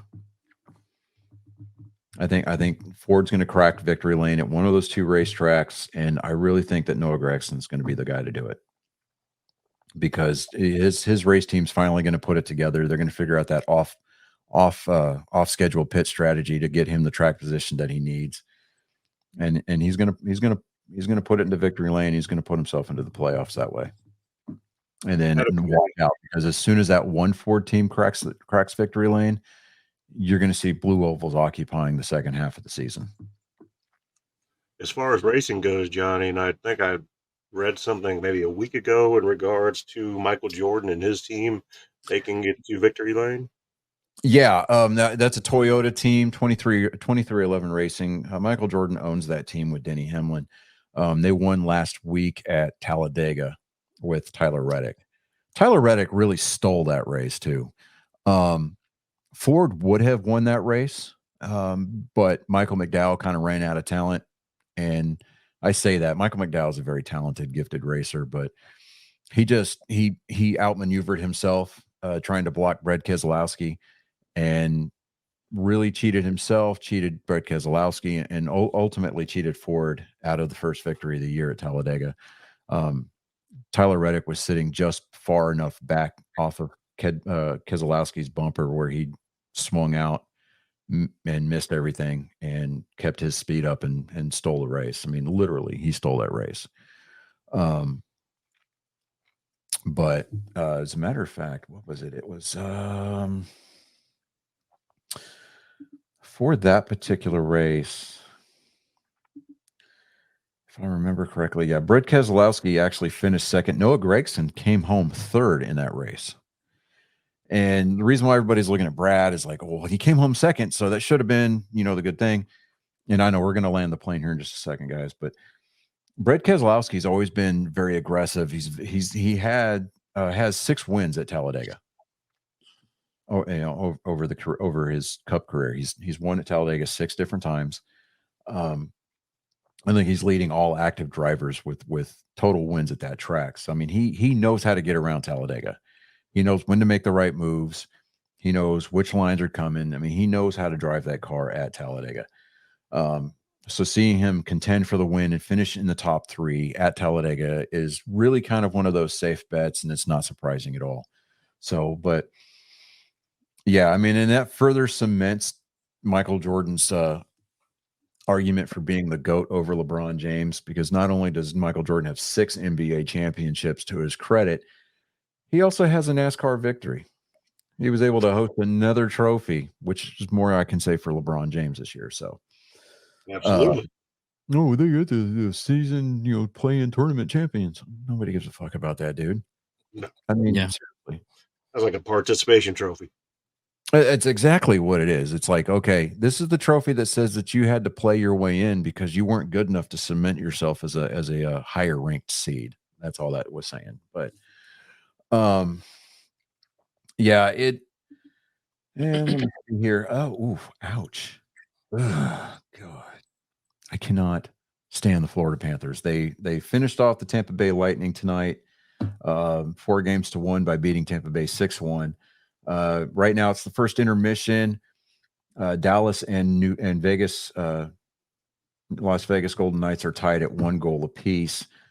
The game I'm looking forward to tomorrow is going to be Game 5 at TD Garden in Boston, where the Bruins are going to put away the Maple Leafs. God, if you lose to the Maple Leafs in the playoffs, you just need to fold as an organization and sell your charter to somebody else and relocate to a different city.